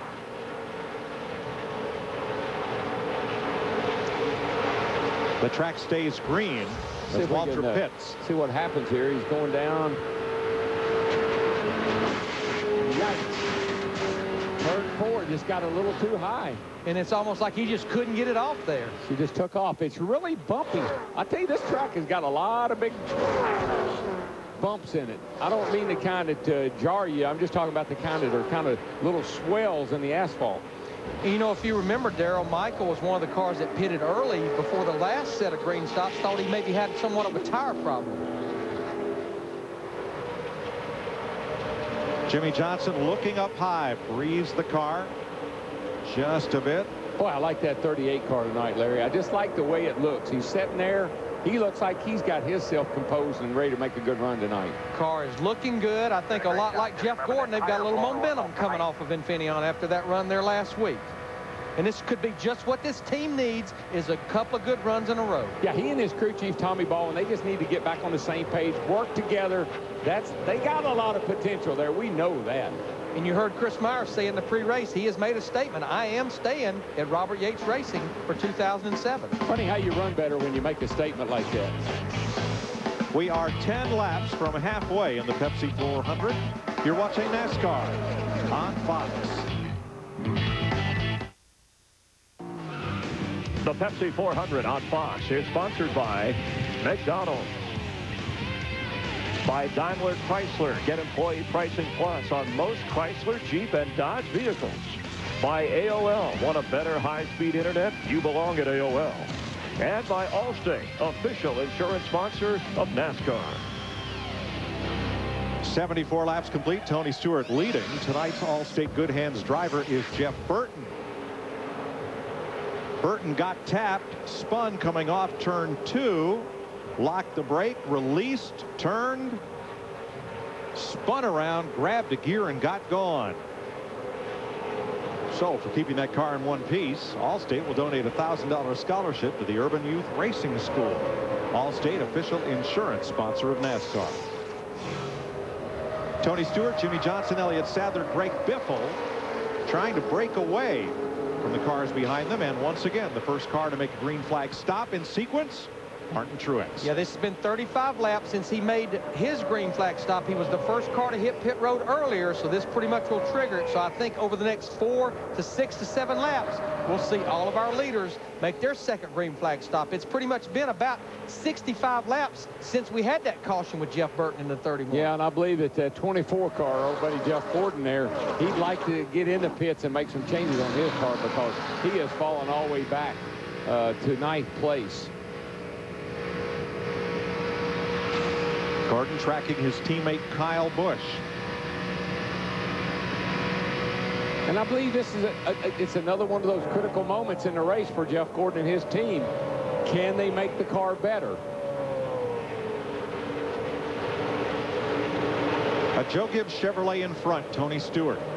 A Rick Hendrick Chevrolet, Jimmy Johnson in second as Kyle Busch got into the back of Mark Martin there. Yeah. Now, did Martin ease out of the throttle, or did Kyle Busch just have a run and get into him? Now you see Kyle Busch in the 5 going to the top side of the racetrack. Jeff Gordon, his teammate in the 24, as well as the other Hendrick car, Brian Vickers in the 25. They moved to the high side trying to run this pack back down. That's exactly where we saw Dale Earnhardt Jr. last night in the Busch race. He was up there all night long. Sterling Marlin on the apron coming to pit road in that Gins Resort car, the paint job designed by 3 youngsters at the Boggy Creek Gang camp, one of the Paul Newman Hole in the Wall gang camps here in Florida. The thing's got the look of a car that needs some gas. Definitely, he's either out of power or out of fuel one, that's for sure. Again, let's look at speeds in the Mark Martin, Kyle Busch. Little dust up there. Let's see what we can see. Kyle's got a nice run underneath the Mark right here, and he didn't actually get in the back of Mark Martin. He just got very loose off turn. No, he never touched him. He just kind of was bobbing and weaving off turn 4 there. Sure looked close. Mark lost a little bit of speed coming off that corner. Kyle Busch was right there. But you know, we're hearing more and more cars from our guys down in the pits complain about handling problems. They never had any practice this week in these conditions at full nighttime with the track this cool. All of their practice was in the afternoon on Thursday. Look at the gap between, or here's pit stops. Green flag stops coming, and it's Kurt Busch leading Jamie McMurray, Busch's teammate Ryan Newman, Kevin Harvick, Bobby Labonte, and Clint Boyer to pit road. Mike Wallace is in as well. Dick? Kurt Busch is in. No more conversation about that battery problem he thought he had earlier in the night. Crew going to fire 4 tires at it, put plenty of fuel in it. No major adjustments to Kurt Busch's car, and he is gone. And I think what we'll see in the next 1 to 2 laps, I think we'll see our leaders like Tony Stewart in the 20, Jimmy Johnson in the 48, Greg Biffle in the 16. Not this time, but I would say in the next lap or 2, they'll be there. 38's coming. Forrest Set is in, Scott Riggs. Here comes Elliott Sadler with Jeremy Mayfield and Mark Martin to pit road. Matt? Elliott Sadler was tight earlier in the race, making his way to his pit box, and Tommy Baldwin calling him in, who won this event, the Daytona 500 back in 2002. You can see they're going to make another chassis adjustment, still trying to tweak the balance of that race car. Is Tony Stewart on the left of your screen still leading the Hendrick guys, ready to make their next stop, and they will try to pit with their teammates. Jeff Gordon is called in the pit road, as well as the 48 of Jimmy Johnson. You can see them peel off, looking through the front of Jimmy Johnson's Chevrolet to Steve Burns. 17 of Matt Kenseth hits his pit stall. He says he's loose on side bite. They're going to make a pretty big air pressure adjustment and a track bar adjustment. He's also saying he's unbelievably hot. He wants water. Let's go to Dick Burton. Tony Stewart said before this race, patience at Daytona is the gospel. He has been very patient behind the wheel, very cool, very calm. The crew has been flawless. Many. 2 rounds up already on the track bar, Dick. Ron Malik. Great stop. Oh, a little bit slow on the left front. Mike Trower. but good stop by the Lowe's guys. Boy, it got tight down there at the exit of pit road. They were about 4 wide, and that's about the only width that you have there is enough for 4 wide. Good thing that Jimmy Johnson in that blue car there didn't hesitate. It could have been a wreck, but he shot right through the gap and kept going. Carl Edwards has led a lap in his Office Depot Ford, and now he comes to pit road. That's the Taco Bell car of Chad Chaffin alongside. So Edwards surrenders the lead to Dale Earnhardt Jr., who leads for the first time tonight. And you know, you talked about practice, Larry. They had 160 laps of practice here last year. So they haven't changed much on these cars, these restrictor plate cars. Dale Earnhardt Jr. gets those 5 points. I anticipate he'll be in probably the next lap in the 8 car. Matt? And the crew chiefs, Mike, all communicating down here on pit road, just so that way they wouldn't have any issues entry and exit. Carl Edwards stop already complete, 14.2 second air pressure adjustment. He was tight. Denny Hamlin and J.J. Yaley, the other 2 Gibbs cars besides Tony Stewart, will move up in the running order behind Dale Earnhardt Jr. They were among the last to pit in the last sequence. But look what a lonely man he is right now, running along all by himself, Dale Jr. Nobody to help him. Yeah, I mean, this pack right here, they're running in the high 47s that we're looking at. Dale Earnhardt Jr., 49.10, need to get to pit road and get back out there with a group. You're losing a lot of ground. Tony Raines and Reed Sorensen make stops as Jr. continues to lead over Hamlin, Yaley, Robbie Gordon, and David Stremme. Got a whole lot of racing going on right here, boys. It's for 7th place on back right now. Oh, but when it cycles all through here in a few laps, it will be for the lead. I guess it's Jimmy Johnson's time to say, let me see if I can pass this dude or not. Pit next time by. Pit next time by. That's the call to Dale Earnhardt Jr. That's his crew chief, Tony Eury Jr. Once again, a 49.24 that lap. The group we're watching in the high 47. He's losing about a second to a second and a half per lap to those guys. And the cars right behind him are now pitting. That would be J.J. Yaley, Robbie Gordon, and Denny Hamlin. Strong move by that Shamu. Swam right into the lead. Jimmy Johnson in the 48, Carlos, special paint scheme this week. You've been waiting all night to say that, haven't you? Well, it's on the hood, you know. Well, Believe is the new Shamu show at SeaWorld, and that team believes. They went to victory lane in the Daytona 500. And now they'll try to get back out front as Dale Jr. comes into the pits. Right there, you need to be at pit road speed. In the leaders, what will be the leaders, they're halfway down the backstretch. He's going to be borderline of going a lap down, and I think a lot contributed to the fact running out there by himself for those 3 or 4 laps. He's just now to his pit box. The leaders are in the middle of turn 3 and 4. Matt? Junior, 2-time Daytona winner. His crew chief, Tony Eury Jr., trying to stretch it for fuel. Chassis adjustment. Junior said he just has a weird feeling with the right front of the car. He just doesn't get a good feel. It makes the car loose. Well, he went a lap down, that's for sure. We got a real racer for the lead. These guys are battling, man. Well, it's not quite for the lead, Darrell, because David Stremme has not yet made this pit stop. So the Coors Light Dodge, which had to make the field on time, is your leader right now over that snarling pack led by Matt Kenseth. And here comes Stremme. I'm never sure what Tony's doing. Tony has got a fast car. We know he's led a lot of laps. Seems like he falls back, like he's trying to see where he needs to be if it comes down to a shootout. But this will be our new leader now. Matt Kenseth in that yellow number 17 car leading this group of cars. Now, Matt led a lap earlier, so this will be his second time to lead tonight. There's some strategizing going on right now, Larry. Oh, yeah, a lot more pit stops to go. We're just past halfway in the Pepsi 400 on Fox. As mentioned earlier, during tonight's race, Pepsi's giving fans the chance to win trips to all 10 NEXTEL Cup Chase races later this season. Oh, wait, Mike. Jeff Gordon wants to tell the fans something. What's up, everyone? Get your pen and paper ready. The Pepsi racing password is Speedway. You got that? Speedway. Now I'm going to get back to this race. Good luck. Remember, log on to dailyplanet.com/Pepsi400. Select the password Speedway for your chance to win. Caution is out for debris in the back straightaway. Pit road is open. Steve.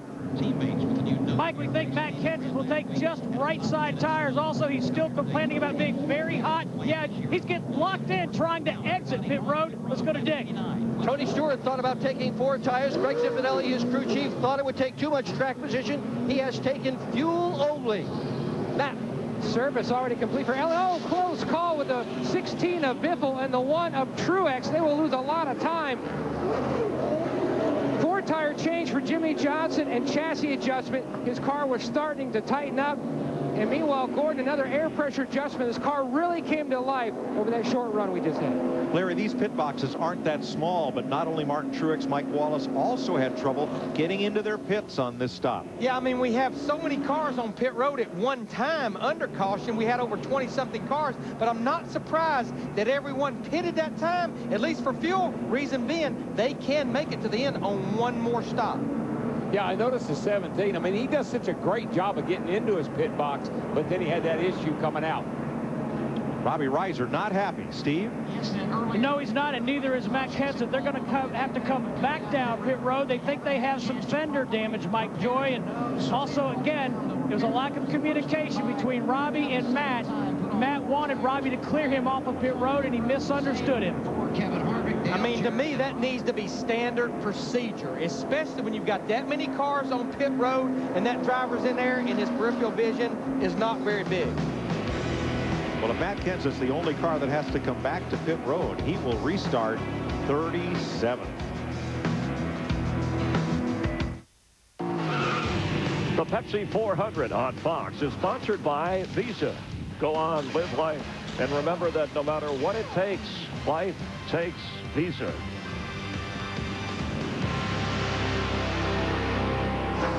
Welcome back to Daytona. Time for a Visa race break. 69 laps to go under caution.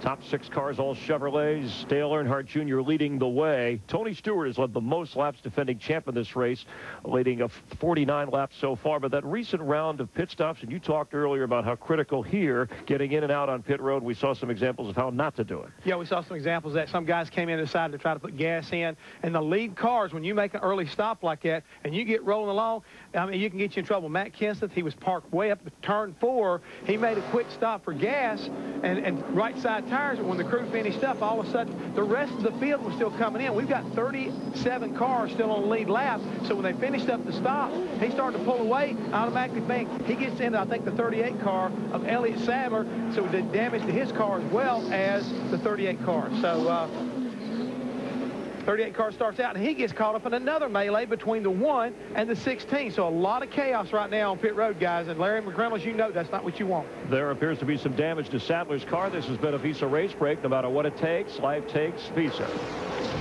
All I know is all 3 cars had trouble. They're all yellow. Dale Earnhardt Jr. and J.J. Yaley did not pit, so they lead the field down for this restart. Well, we were questioning the strategy on Dale Earnhardt Jr. in the 8 car. What his crew chief, Tony Eury, was doing before that caution came out, he was trying to get to a window where he could make it on one more stop. The caution was still his friend, but now what Dale Earnhardt Jr. and J.J. Yaley have to do, they have to run 2 segments of 38 laps apiece to get to the end by making it on one more stop. Can they do that? I think so. The window this morning, talking to the crew chiefs, was somewhere between 36 and 38 laps. We normally see the Chevrolets get a little better mileage than some of the other makes. I think you're right on his pit strategy, which could turn out to be a good thing. But his car hadn't shown to be all that fast tonight. But I still say the caution was a good thing. Oh, yeah. I mean, he played it perfectly. Rookie J.J. Yaley trying to lead here at Daytona. Nipped by Dale Jr. at the line. And we pretty much know the other 35 cars on the lead lap, by pitting them, they should be able to make it to the end on one more stop.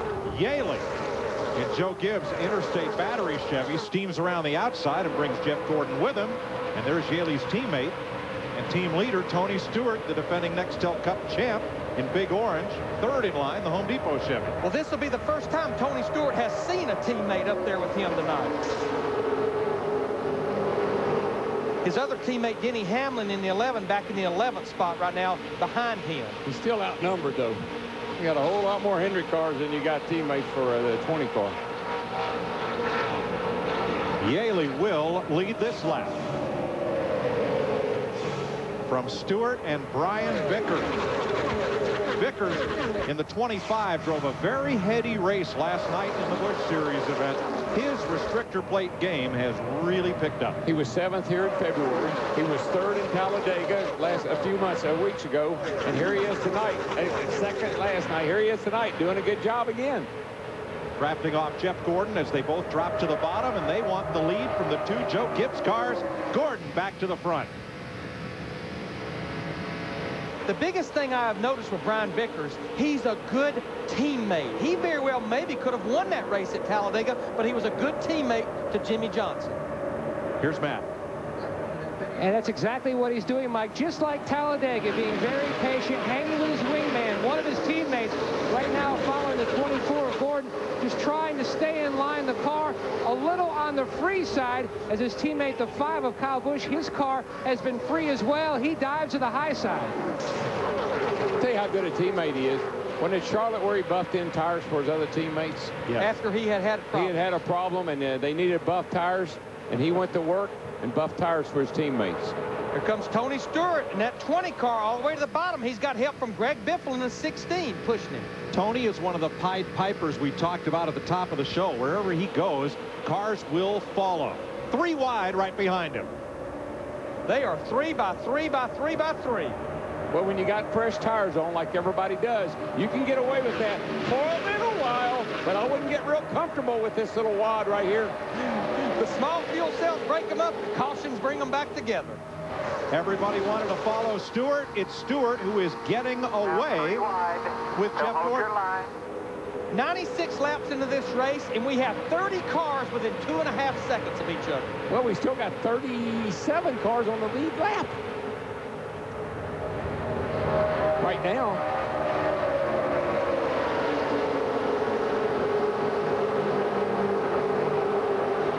You see Michael Waltrip in that 55 car up there near the front. Remember, hit the wall earlier. Right now, he's 2 laps down in the Napa car. Well, right here's, I mean, you got to be so careful. Everybody's got to run their lane when you get 3 wide like that. Biffle's hung up in the middle, and I tell you, that's a big old sucker hose, what it is. Inside the 99, your old buddy. You can just see him going by, and especially on the high side. Now he'll get to the bottom of the racetrack. A little help from J.J. Yaley in the 18 back there. Yeah, now we're just double wide. Watch them come off turn 2 here. Man, everybody's sliding all over the place. They fan out. I love it when they come off at 2. Get a great run. Look at this wad right here. Elliott Sadler in the 38 car giving a little bump there. Yeah, well, guess why? He was started back in like 35th, 36th place after that problem on pit road. He's got to go. He and Matt Kenseth both started at the back of this wad right here. And we're looking at Kurt Busch in the 2 car. Those guys changed the battery under that caution. So these 2 drivers, as you look from Jeff Burton, Matt Kenseth and Kurt Busch, have both gained 16 positions since the restart. At point, Brian Vickers wants to lead a lap. And he's trying to get some help from his teammate on the bottom side, Jimmy Johnson in the 48. 3 Hendrick cars at the front off turn 2. I tell you, I've said this time and time, I'll say it again tonight. That Brian Vickers is a lot different race car driver than he was before he announced that he was going to lead that team. Brian will drive for Red Bull Toyota in 2007. His slot on the Hendrick stable will be taken by Casey Mears. Side by side at the line, that would be a near photo finish. Gordon had the edge. We have a score monitor that shows the delta. The delta between Jeff Gordon and Brian Vickers that lap, 0.000. Dead heat. Not even a thousandth of a second separated them. Man, it's like 1959. Tony Stewart getting shuffled back in that pack. Here's our second singular virtual crew chief question of the night. Who is the current king of restrictor plate racing? Take your pick. And yeah, pick one. Text the word crew to 191 on your singular phone. Log on to foxsports.com/singular. Now here's Dale Earnhardt Jr. in the Budweiser car in the middle. What's that song, Stuck in the Middle with You? Now he's been getting help from his teammate Martin Truex Jr. in the 1 car. After having that problem on pit road, making a green flag stop, he's 1 lap down, but he's definitely trying to be a good teammate to Dale Earnhardt Jr. lot of 3 wide from 4th place on back. That's the eye of the storm right there. It really is. I got to tell you, they can't just keep doing that.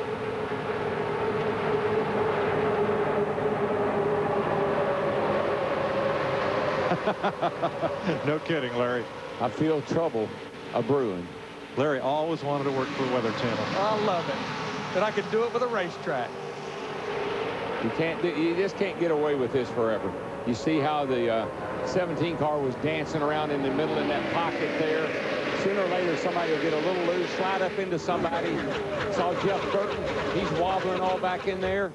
You just can't keep doing that. Well, while this is going on, we have 4 Hendrick cars at the front lined up. Vickers, Johnson, Gordon, and Kyle Busch. And look who's right with him. Bobby Labonte in Richard Petty's number 43. By far showing the most strength as a Dodge tonight.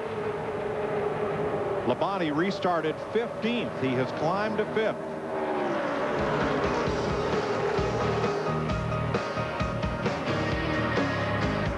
.60 laps to go in the Pepsi 400 on Fox. Brian Vickers leading teammates Jimmy Johnson, Jeff Gordon, and Kyle Busch. There have been a lot of great moments in 2006, but I think the premier moment happened just last weekend at the Infineon Raceway for a lot of reasons. Jeff Gordon, winless in 2006. He'd fallen out of the top 10 in points, and he gets engaged. So him pulling in the victory lane, I think, is the highlight of 2006. The Pepsi 400 on Fox is sponsored by Team Chevy and the 303 horsepower Monte Carlo SS. Chevy, an American Revolution. By Lowe's, proud home of Jimmy Johnson and Team 48. By State Farm, great service and great rates. You can get it all from State Farm. And by Rocky Mountain Refreshing Coors Light. Taste the cold. 106 laps complete. Brian Vickers the leader. Haven't seen much of the Richard Childress cars tonight. Dale Earnhardt, the all-time restrictor plate winner here. Jeff Burton is 21st. Kevin Harvick is 13th. But Clint Boyer has quietly climbed his way up into the top 10. He is 8th right now in car 07, and he's been doing it on the inside without much help. Had a good run here in February. Finished what, Larry? 7th? 6. He was the top finishing rookie by far. Yep. Dale Jr. giving Jeff Gordon a little bit of bump draft as they got to the corner. Rick Hendrick has 10 victories here. 6 in the Daytona 500, 4 in the July race, and he right now has the first 3 places over Dale Earnhardt Jr.'s Chevy.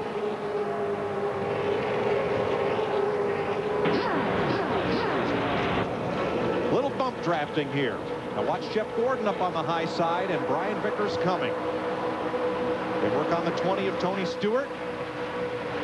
Just watch these 2 cars take off.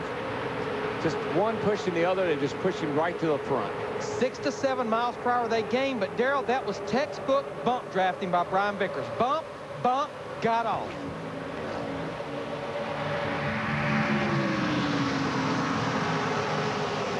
Here's Matt. And Mike, you're looking back at the 24, Jeff Gordon. Gordon wasn't pleased with the 8 of Dale Jr. He was saying Jr. was bump drafting more into the corner out of the no bumping zone. Well, and I will say a couple laps ago, Matt, I saw the same thing. Dale Earnhardt Jr. definitely turning off in the turn 3, unlike what Brian Vickers did to him. Definitely was doing a little bump drafting getting in. You see that cat right there? Where was he when they restarted this race? About 36. 36, 37. He's running 6 right now. He has come through the field, baby. Matt Kenseth in the 17 car had that problem on pit road. Tony Stewart to the outside, around the point leader Jimmy Johnson, and hunting the lead off turn 4.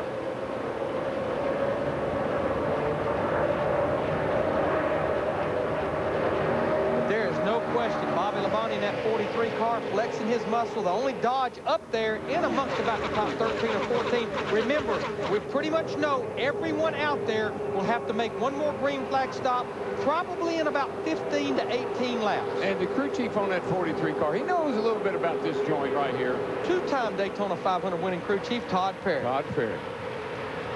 20 cars within 2 seconds of the lead. That's White Knuckle Racing as we go to Jeff Hammond for tonight's State Farm Safety Report. Mike, one of the greatest innovations of the car tomorrow has to be the cockpit area. NASCAR has raised the greenhouse, giving the drivers a lot more headroom in the event the car gets upside down. But more importantly, they've moved the driver from the left side of the car more to the center, made the car bigger to try to give them more area in the event of a hard crash. On top of that, they put boilerplate, extra plating in between the door bars, and next year they will have special impact-resistant foam in between this outside sheet metal and the driver in the event of a hard accident, guys.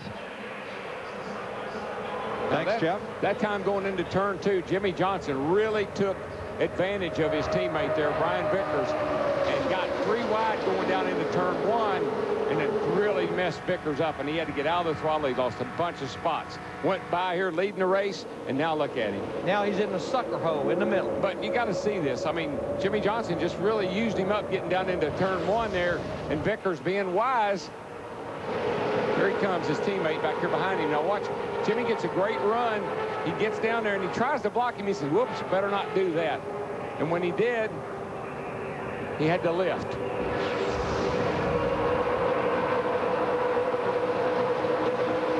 Little contact between Jeff Burton and Reed Sorensen as well as they fight for 19th position. Watch that bright orange 31. Sorensen in the target car. Ooh, bullseye. Boy, that 31 car has got to have a sign on it somewhere that says, hit me here. I believe he'll be glad to get out of Daytona. I think he will be, too. A couple of cars I do want to update. Elliott Sadler in the 38 car, we talked about the problems that Matt Kenseth had. Remember, Elliott Sadler had problems on pit road, restarted way back. Now he's fighting his way back to the top 10 as he drives by Dale Earnhardt Jr. in that 8 car. Now, it's a whole lot easier to come from the back to the front than it is to get to the front and stay there. You've got all the cars to draft off of. You've got a lot of options when you're coming through the field.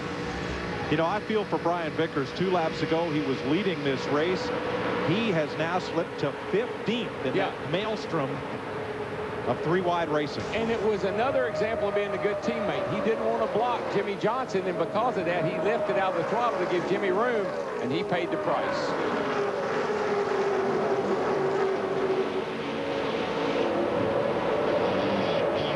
Laps to go. As last July, Tony Stewart has led the most laps, but his lead over Matt Kenseth is just 1 car length.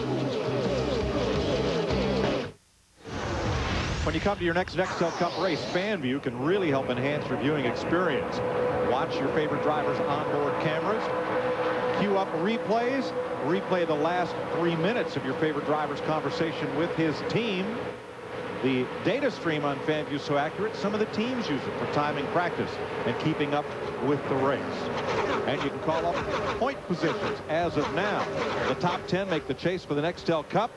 Kevin Harvick just 11 points back of Kyle Busch right now for that top 10 spot.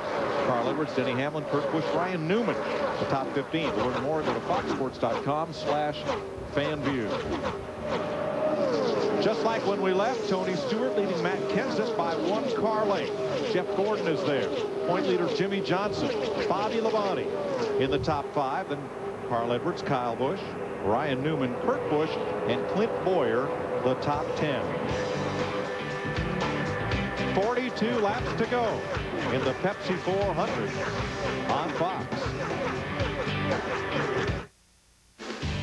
The Pepsi 400 on Fox is sponsored by UPS, proud sponsor of Dale Jarrett's 88-4. UPS delivers the chance to manage your own free fantasy auto racing team and win 2 tickets to any Fox race. Just go to foxsports.com, keyword UPS. J.J. Yaley has just made a pit stop. That is a scheduled stop, as he did not stop on the last caution flag, nor did the 8 car. It's a sign to me that pretty much in the next lap or 2, Dale Earnhardt Jr. in the 8 car, he should be the next car coming to pit road. And in about 4 or 5 laps after that, I think we will see everyone on pit road for what might be their final pit stop of the night. Casey Kane is in, and Michael Waltrip, who's off the lead lap, is also in. Whoops, over the line, got to back him up. Costly mistake under green. Casey did not need that. He has not been running that well tonight anyhow.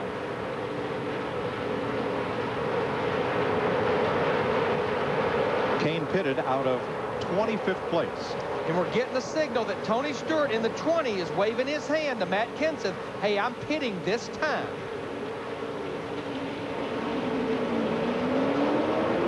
With the backup, a 21-second stop, and here they come onto pit road, led by Tony Stewart, the race leader.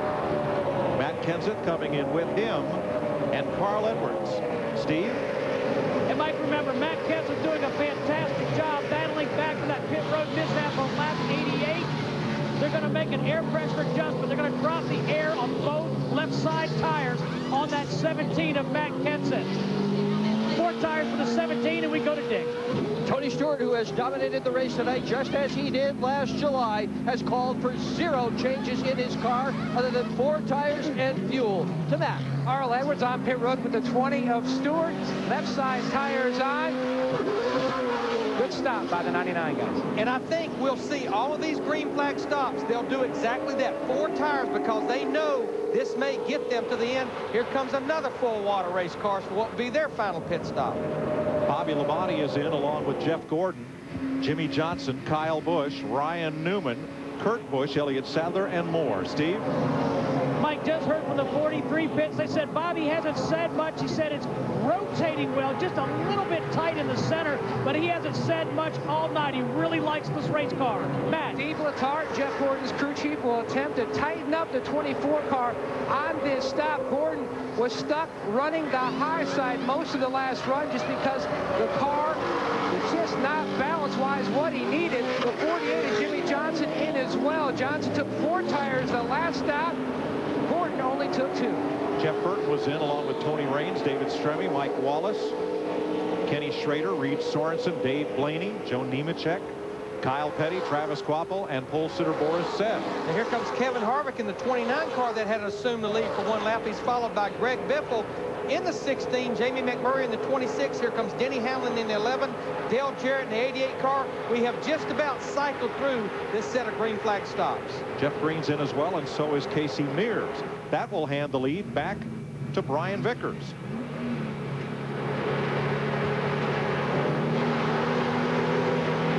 Well, Kevin Harvick, who stormed through the field last night after starting 42nd and finished 3rd, has just completed his pit stop. We're the last to pit, so he's going to have a lot of cars to pass to win this race tonight.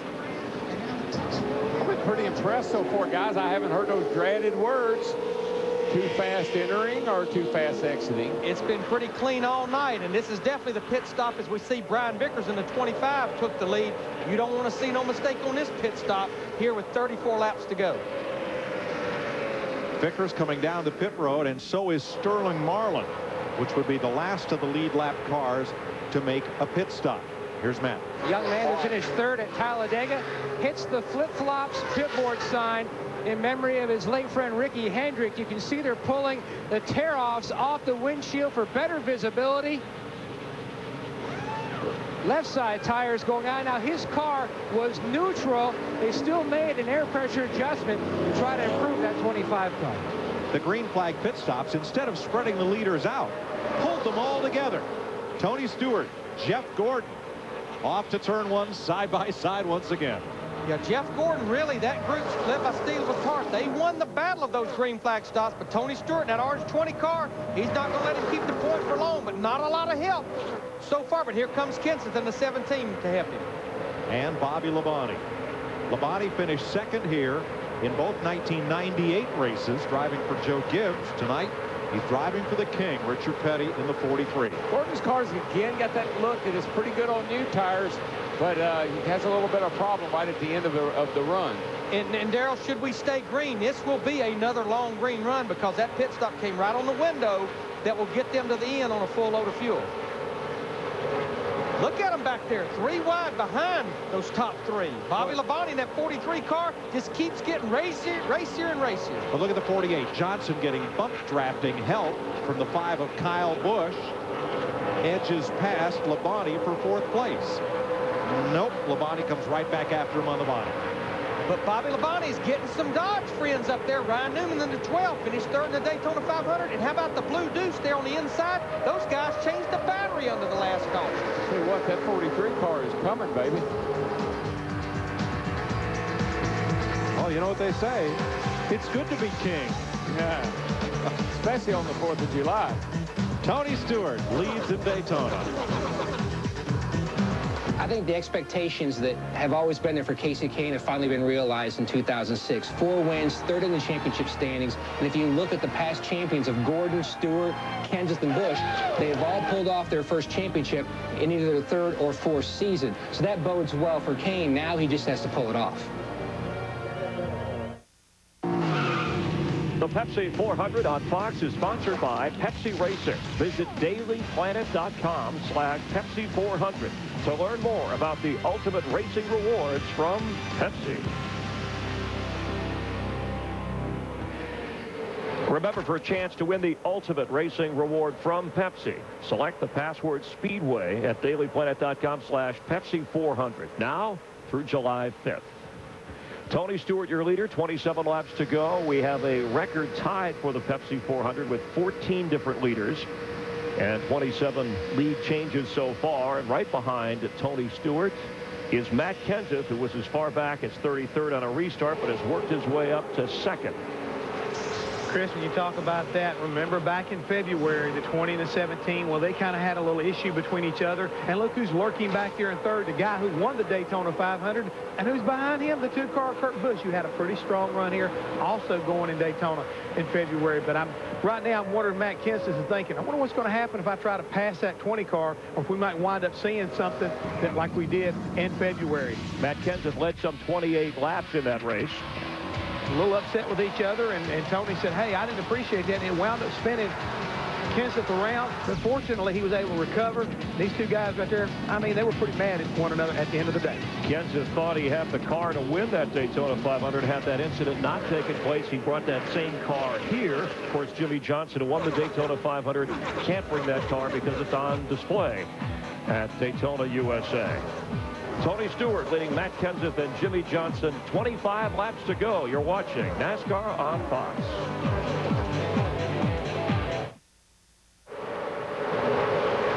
From the Goodyear airship, you watch the 2 of Kurt Busch on the bottom of the racetrack challenge Matt Kenseth for 2nd behind race leader Tony Stewart. Aerial coverage from Goodyear Eagle tires with carbon fiber technology for enhanced handling and performance.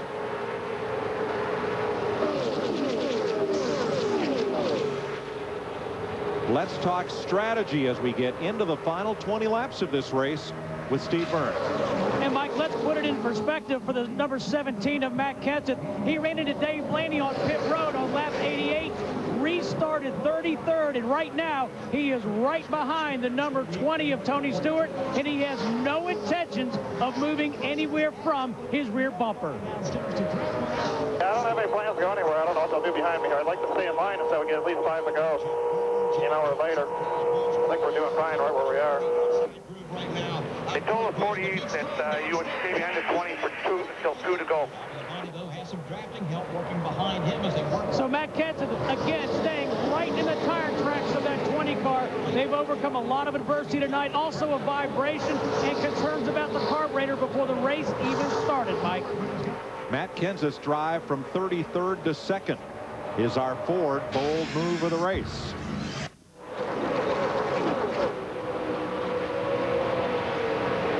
I like his strategy, but he better be sure whoever's running 3rd, when he decides to do something, they're going to do it with him, because if not, they will shuffle him right out of there. Now, one commercial break ago, Bobby Labonte was caught in the middle between cars and shuffled back 3 or 4 positions. Labonte has fought back. Drafting off Kurt Busch, he climbed up to 5th and now shows in, what's that, 3rd place? 3rd place, yeah. He got out of line there for a little bit, but he's worked himself right back up there. and another car that had worked his way up there, but he just got shoved out of line. You saw him squeeze up in front of Carl Edwards in the 99. Kurt Busch in the 2 car 50 laps ago on pit road with a battery problem. Roy McCauley, that group under caution, changed the battery. This group right here, after finishes of 2nd, 9th, and 5th, made a statement a month ago, we will make the chase for the NEXTEL Cup. 10 races to go, including tonight for those final 10. Right now, he's in 14th place. The man alongside him, Kevin Harvick, 29. Pretty impressive. Is the 10th place car. 38 come from way, way back, guys. I mean, he was out of the pit late, and this group was gone, and he's chased them down.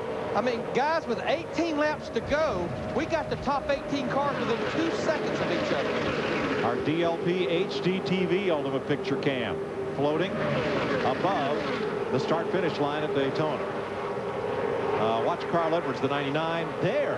Wham. Well, the 2 car was coming up. I think Carl may have gotten a little air off of him and caused his car to. We saw Kurt do that earlier right behind the 99, kind of changed the roles a little bit.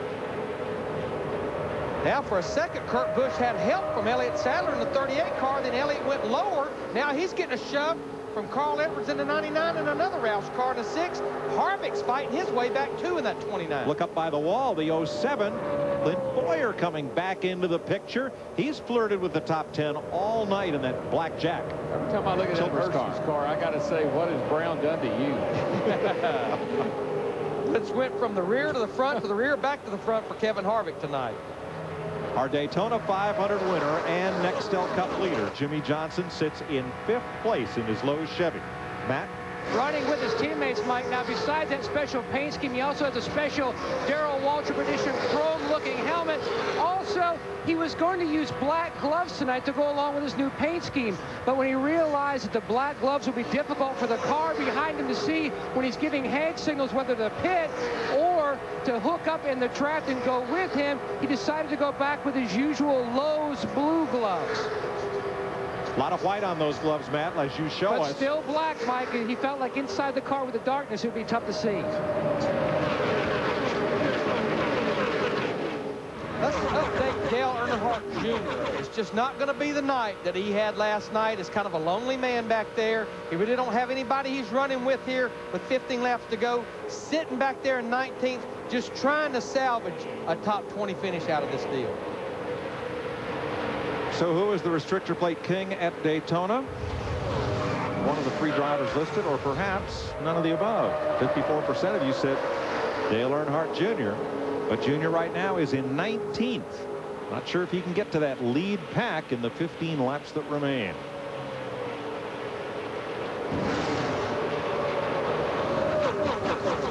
$15 laps to go. Is Tony Stewart going to lead them home, or has Matt Kenseth or Jeff Gordon or Bobby Labonte been saving something for Stewart?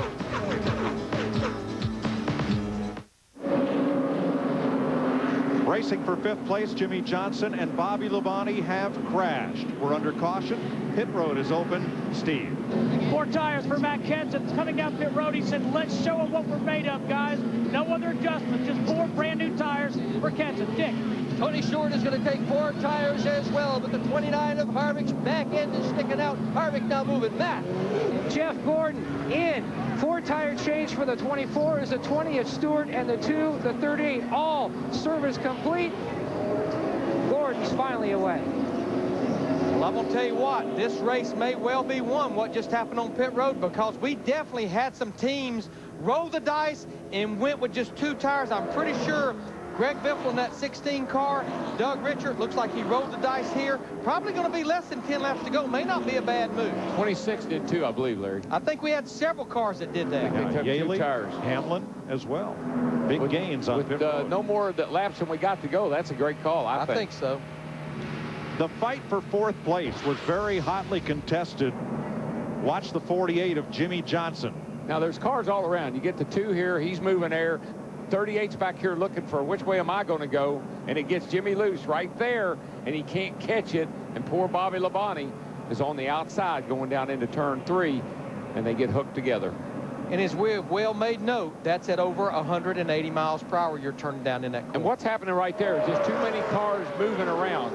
The 2, the 38, and it got Jimmy loose, And unfortunately, Bobby was on the outside of him. Bobby isn't there. Jimmy may have not even hit the wall. He may have gone up and kissed it. But with Bobby there, you see it. Johnson's car is now under repair on pit road. And Labonte is being pushed back to the garage area. Tell you what, we had about 34, 35 cars on pit road at one time again, because we still have 38 cars still on the lead lap.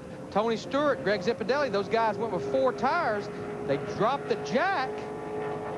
Well, Kevin Harvick's backing up because he went over the line. Well, he was backing up because he couldn't turn out because Dale Jarrett was in front of him. I think he's slid over the line to start with. They backed him up, and then 88 came in front of him. Martin Truex Jr. will get the free pass and will be back on the lead lap. Jimmy Johnson is back on track. Let's ride along with Jimmy Johnson as he has a whale of a wreck.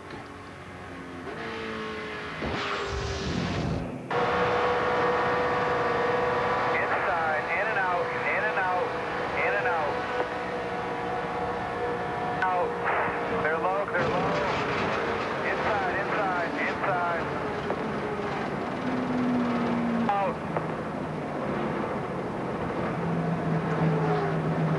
Pretty hard. More tires here. He's going to restart this race back in 37th position, still on the lead lap. I'll say one thing about him. In a wreck like that, he had the presence of mind to keep the wheels kind of turned to the right a little bit so the car didn't come down in front of all the oncoming traffic.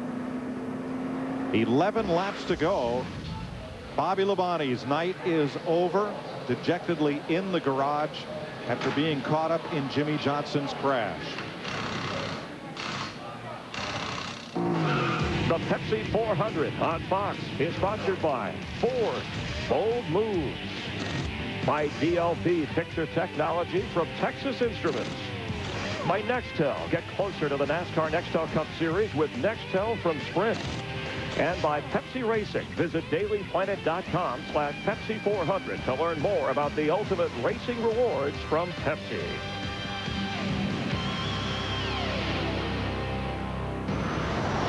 They arrested me and they put me in jail and they called my pappy to throw my bail. And he said, son, you're gonna drive me to drinking if you don't stop driving that hot rod Lincoln.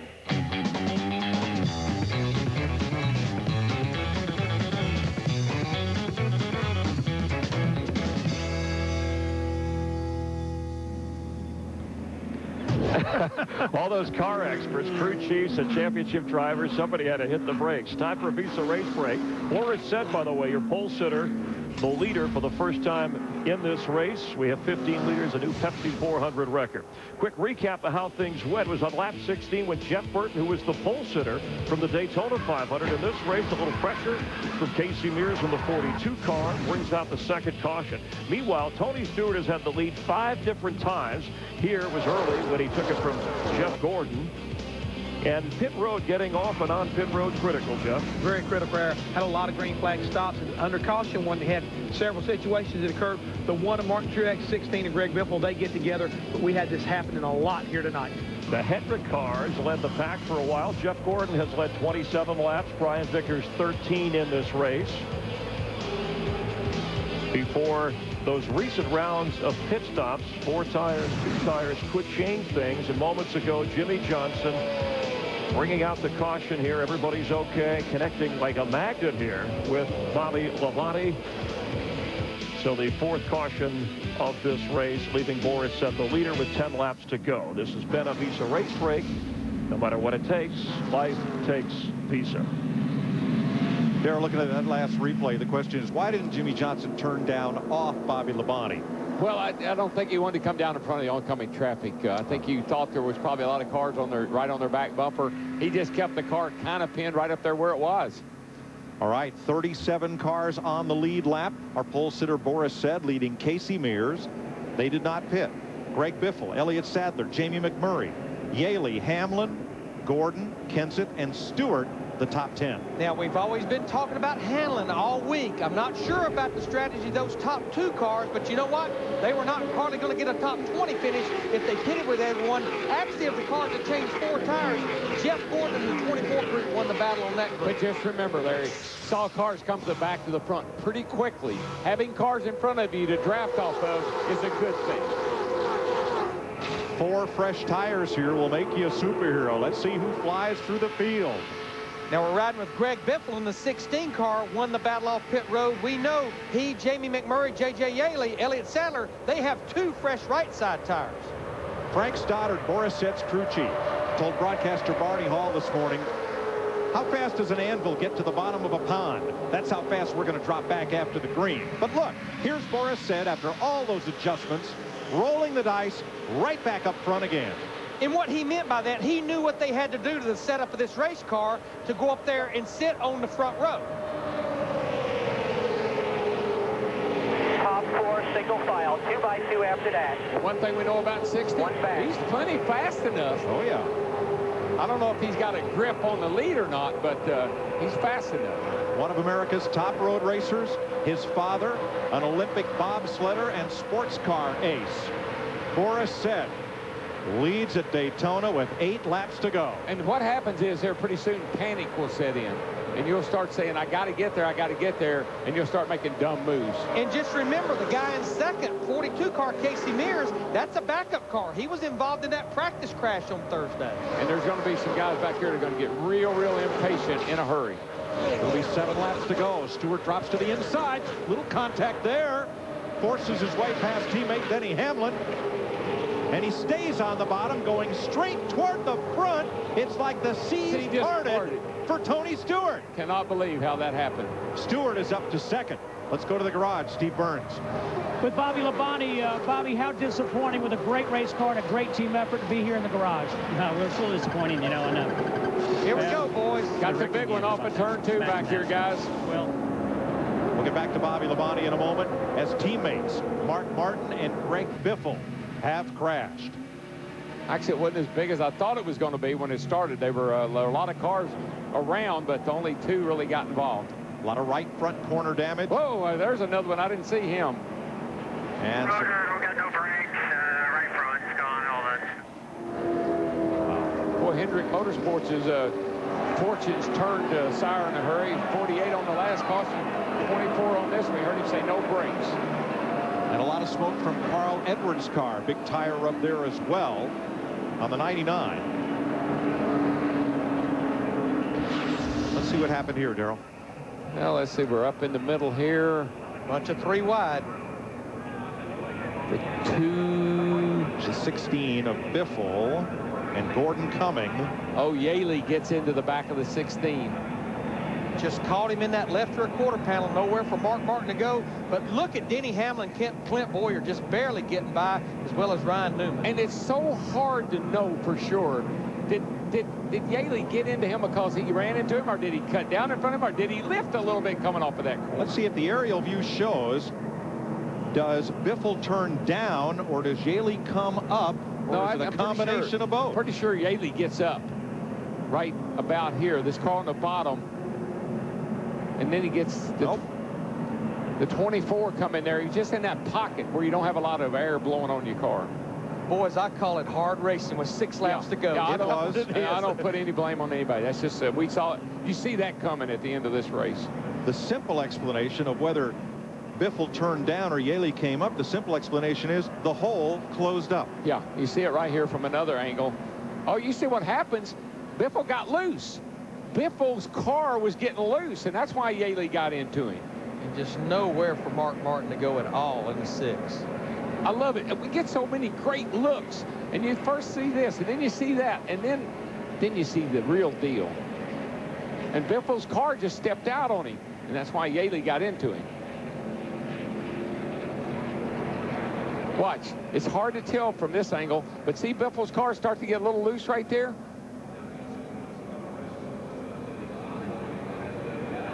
Definitely, you would have to say J.J. Yaley was at no fault whatsoever. No, J.J. didn't do anything. He Not at all. Right there, you see it perfectly clear.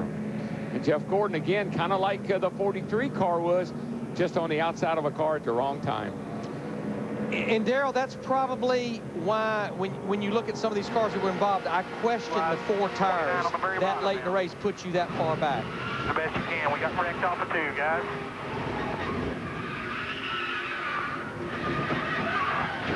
Well, I don't know how many tires Tony Stewart took.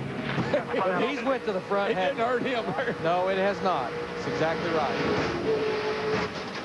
Yeah, that's a hard lick for Jeff Gordon.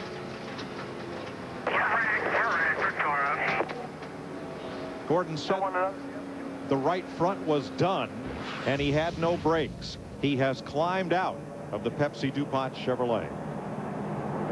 And Denny Hamlin, who is trying to get back into the top 10, Jeff knocked him out last week. He's sitting there in 10th place right now. So there could be a little movement around the bottom of the bottom 10 guys right now, in the chase. You're right, Darrell. Hamlin will move back into the top 10, displacing last week's winner in California, Jeff Gordon. Sorry to interrupt Bobby Labonte explaining what happened to him in the wreck with Jimmy Johnson. But now let's go back to the garage and Steve.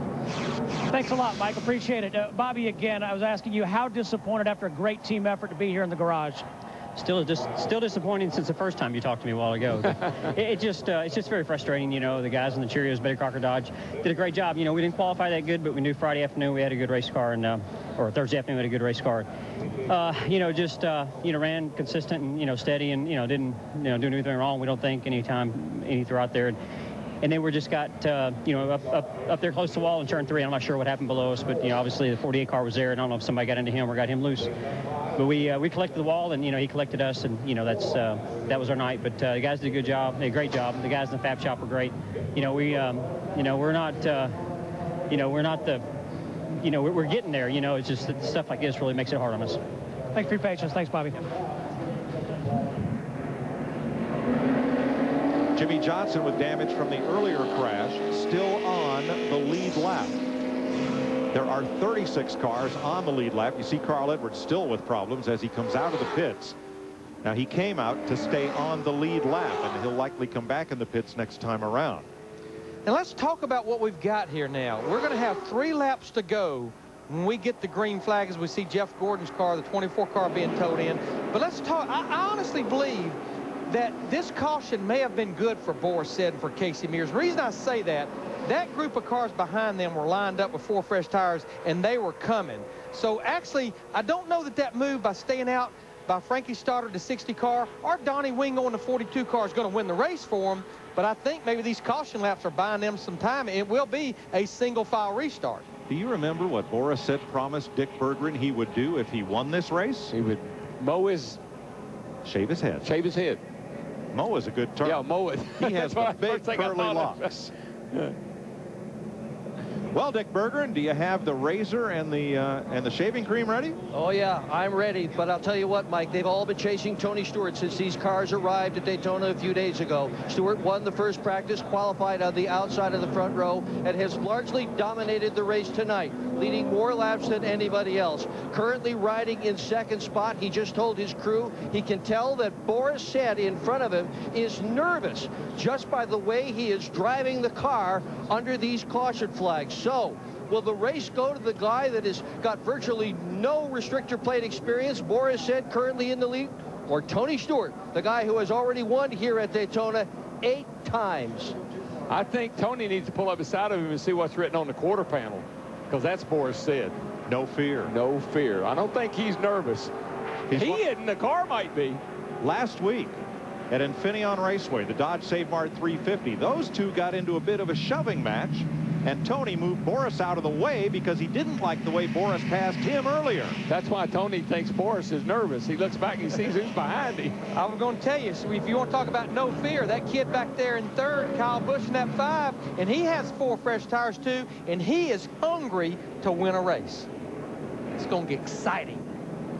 Remember what I always tell you? You better reach up there and pull those belt tightens one more time. Oh, yeah. Yeah.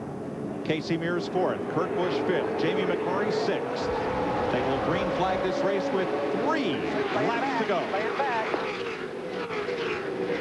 Now, they were telling Boris Said that Tony Stewart was laying back.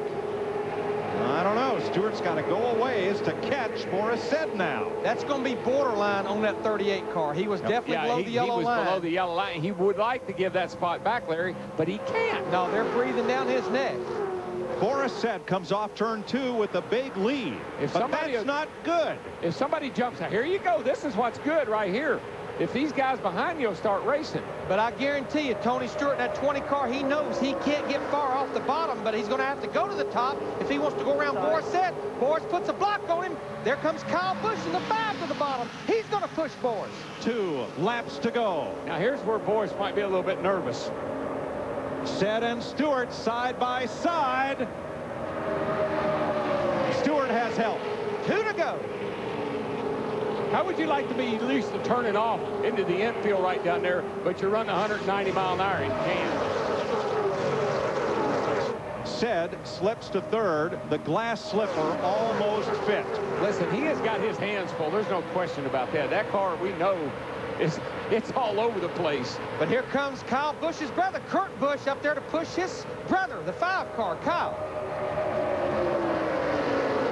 Watch Boris's car. He just wants to whale his walk up the racetrack with him. He's just chasing it. He doesn't need anybody up behind him. The blood is thicker than water.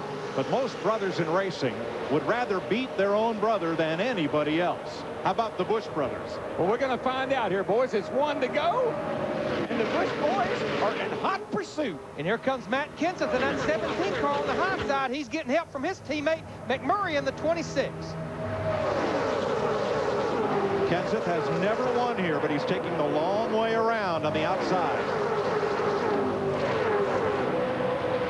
Now just remember, it gets really tense coming down the back right here. You start blocking. In turn 3. Caution is out. Caution is out. Will we go to overtime or will the checkered flag wave? That's it. We were in a white flag lap. We took the white flag. We took the white flag. The field is frozen at the moment of caution. The yellow flag waves as they come toward the finish line. Tony Stewart and the Home Depot Chevrolet will score the 2nd win of 2006 and the 26th career victory for Stewart. But I'm going to tell you what, regardless of the circumstances, the caution laps that were there, the race ended under caution, how about Boris Said? Sat on the pole, a top 5 finish, and a great call by Frank Stoddard, his crew chief. Wasn't it Frank Stoddard that made him write a new rule in the All-Star race? Yes. Oh, yeah. Remember that when he pitted and just crossed the line and took the lead? Better to be a rule maker than a rule breaker. And I think this should help them sell more cases now. And run more races. You got to hand it to Stewart. Starting Thursday night here, when he thoroughly dominated the International Race of Champions, putting on a driving clinic on the infield road course. And he ran last night's Busch Series race. And here he is going to victory lane for the 2nd time this weekend. It appears to me the more he races, the better he gets. And I tell you, I saw him get in that car before the race started. We had a camera on him, and he was grimacing getting down in that race car. It's been 3 hot nights here, guys. Now, let me see. Was it not about a year ago, this is where Tony Stewart started climbing fences? As a matter of fact, it was. Carl Edwards sped past the whole pack at the start-finish line, and he has been invited to a discussion with the NASCAR officials. I think he was trying to stay on the lead lap, what he was trying to do. But you can't, you got to run pace. The field is frozen, so it wasn't doing any good. I'll tell you somebody else that's going to enjoy this night. Matt Kenseth unofficially finishes 6th. And unofficially, that will put him within 10 points of points leader Jimmy Johnson, who had a rough night in that 48 car. Yeah, and Jeff Gordon finished 40th. Knocked him back out of the top 10. Tony Stewart is becoming the master of plate racing, restrictor plate racing at Daytona and Talladega. And I like this. Window net down, driver's side to salute the crowd as he comes to the flag stand. Yeah, I don't believe we're going to see any fence climbing tonight. That wing might be all right, but I don't think I'd want to test it. Give me the flag like I used to do back on the dirt tracks in Indiana. I think he might come out, Darrell. Think he's going He's coming out. Oh, well. He's got a lot of backups to come over here and help him. Here comes the whole team. I watched him swing that hammer about 2 weeks ago at Michigan. They built that fence for the same reason there are mountains, to climb.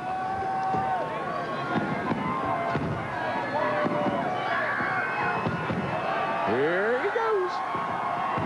You see him look up and say, how high is this fence anyway? He scaled that thing pretty rapidly. Boy, he did. That's what winning will do for you. Tony Stewart climbs the fence and captures the flag. Yes.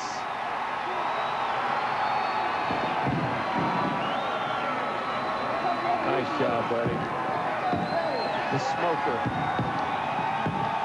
That is his signature salute to the fans of this sport. And I think there's a lot of reasons he's happy about this right here, because when you look back at his last 6 races, he has only had one top 10 finish. Well, and Larry, think about this. He's won 4 of the next 6 races, and counting tonight. Last year he won 4 of the last 6 races, counting tonight. So this is his time, baby. And he's over in the crowd. He's in amongst them. Now I don't know if that's a good idea or not. Hey, this fella's hot. Everybody wants a piece of Tony Stewart.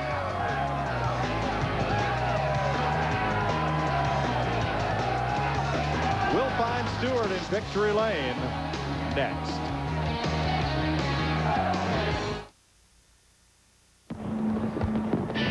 Fireworks on this 4th of July weekend, and welcome to the NEXTEL from Sprint post-race show, the Pepsi 400, won by Tony Stewart, leading a series of times, 86 of the laps out of 160. And Chevy congratulates Tony Stewart and the 20 car Monte Carlo SS, another great team victory for Chevy. 25 of the last 43 NASCAR Manufacturers Championships and counting. Chevy on American Revolution. Caution out with 3 laps to go, and with Kyle Busch behind him, the push. Tony Stewart passing Boris Said, who wound up 4th, as Tony Stewart pulls into victory lane, describing Daytona as a 190-mile-per-hour traffic jam and a chess game with 43 players. Is what he talked about this race coming in. He called it a constant juggling match, trying to figure out where you need to be, who you need to go with, and in the end, he captured the flag. And like a rock star in the mosh pit, Tony mixing it up with some folks and some fans and his crew, almost looking like an NFL team here, helping to get him through the crowd. Here's a guy who had a broken shoulder blade. Remember, needed a relief driver at one stretch, toughed it out, and is back in victory lane at the Pepsi 400. Coach said, give him the ball, and they've got it. We had a record, a Pepsi 400 record, 15 different leaders, 29 lead changes late. Boris Said had that lead. Looked like he might pull it off. Let's check in with Boris Said and Matt Yoakum. The most popular guy on pit road, Chris Myers, is Boris Said. What does this mean for you and this team? Only 2 races under your belt. It's awesome. I mean, it just says so much about the quality stuff we have. The Sobe No Fear Energy Drink Racing Team. Got great sponsors with Dollar General coming on board for a few races. Frank Stoddard did a great job leading these guys. We got great resources back at the shop. The guys that put this body on at Roush Racing, you know, they're the real heroes in this. And the guys what about the driver? You got a heck of a drive from the back. I just held it wide open those last 15 laps, and anyone could have done that in this car. But the engine was awesome. Everyone at Roush Yates, I appreciate it. It's the best equipment I've ever been in, and it's the highlight of my racing career. And I just feel like Rocky Balboa in the 15th round. I feel like I won. And hopefully we can get some momentum, get our fans out there to start backing our Sobe No Fear energy drink and stop buying Red Bull and those other nonsense brands. And if we sell more cases, we're going to do more races. So that's our motto. Going to try to do more races. He felt like it was a win. Now let's go to victory lane and Dick Berggren. And Tony Stewart has finally arrived at victory lane, but he is still trying to catch his breath in victory lane. So it was tougher to drive the car. Oh, he's going to come out. All right, come on out, Tony.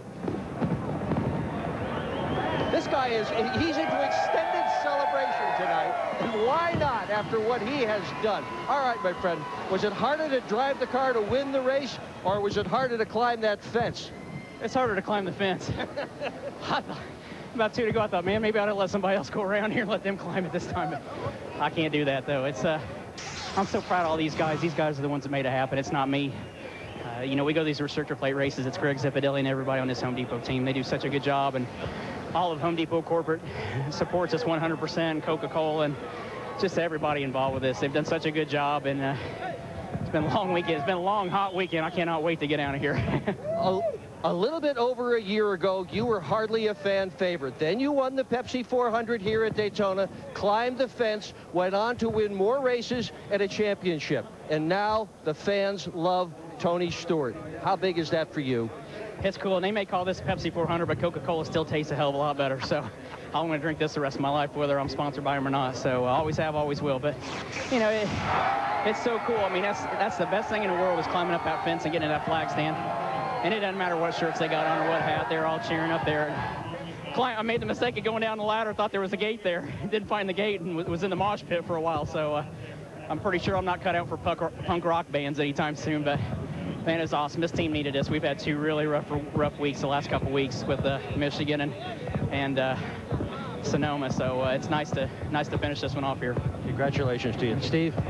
Thank you, Dick. Jeff Gordon coming off a great win on the road course at Sonoma. What unfolded in front of you tonight, Jeff?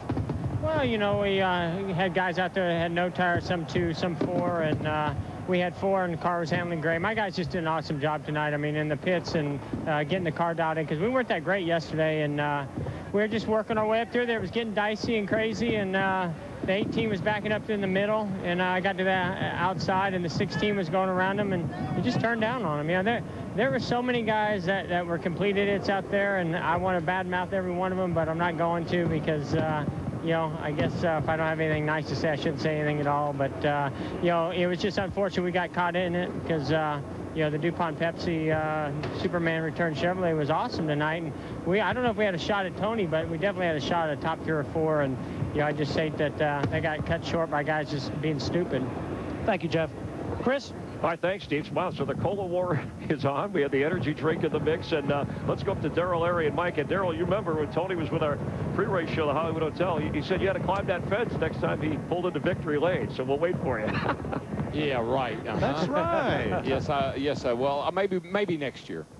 Maybe next year. Well, Jeff Gordon falls to 12th in the points. He drops 4 spots. Tony Stewart climbs 2 with his victory night, and Boris said gets to play that old CSNY tune, Almost Cut My Hair. Last week, we saw a gutsy call by a crew chief. Felipe Lopez got his man a 3rd place finish. Tonight, another gutsy call by a crew chief, Frankie Stoddard, got his man a 4th place finish. You crew chiefs sometimes earn your money, you know it? Well, I think what you've got to look at Frankie Stoddard as well as Donnie Wingo with Casey Mears. Remember, Casey Mears was in a backup car. He made that call as well. But at the top of the show, Mike, we talked about pit crews. We talked about teams. You look at Kurt Busch that sat there and finished 3rd. That group changed their battery. Elliott Sadler's group, Matt Kenseth's group had problems on pit road, and all of those cars rebounded for top 10 finishes. Yeah, the race went exactly like you expected. It started off a little crazy, settled down, ended a little crazy. Let's have a look at the Nextel Cup standings as we move into the second half of the season. Matt Kenseth within 13 of Jimmy Johnson. Dale Earnhardt Jr., Casey Kane, Tony up to 5th. Kyle Busch pops up into 8th place in the points from 12th. Kevin Harvick stays. Denny Hamlin adds into a very crowded fight for the top 10 as we head toward the chase for the Nextel Cup. Chris Myers. All right, Mike, Darrell, Larry, nice working with you guys throughout the first half of the season. Look forward to the next 8 Daytona 500s. It'll be a good year for years to come. Our aerial coverage brought to you by Goodyear Eagle Tires with carbon fiber technology for enhanced handling and performances. Fireworks a little early on July 1st, but celebrating the 4th of July weekend. Well, Jeff, he's a 2-time champ, so you expect Tony Stewart, when we listed all those restrictor plate racers and people voted on him, we didn't have his name on the list. I think we're going to have to include him. I think you better, Chris. I mean, obviously, he's got this thing figured out pretty well. He's been strong at Daytona in February. Again, he won this race a year ago, but he came back tonight. And this car, I mean, right there at the end, they came in and Greg Zipadelli put 4 tires on this race car. A lot of guys stayed out. Some of them put on 2, but in the end, a good handling race car. He dove to the bottom and held off the rest of the field. You heard Jeff Gordon say he didn't think he had the car to win it. What about Dale Earnhardt Jr.? They're still struggling right there, Chris. I mean, the car didn't work as good as it did last night. He couldn't keep up like he needed to. Obviously, the handling package wasn't there on the 8-car tonight when it really counted, but he still salvaged, you know, a top 15 finish, and it did move him back up in the points to third. So it wasn't a disastrous night for him, but they do have some work to do. Dale Earnhardt Jr. winding up 13th, and we saw Greg Biffle and Jeff Gordon both get bumped out of the top 10 in points as that chase for the championship inches just a little bit closer. For Tony Stewart, though, his second straight Pepsi 400 win. And promotional consideration provided by these fine people. Tony Stewart, the winner, Kyle Busch and Kurt Busch winding up second and third. Fox, the home of the next 8 Daytona 500 races. Until then, enjoy Major League Baseball and the NFL. For our entire entourage, I'm Chris Myers. Thanks for watching NASCAR on Fox.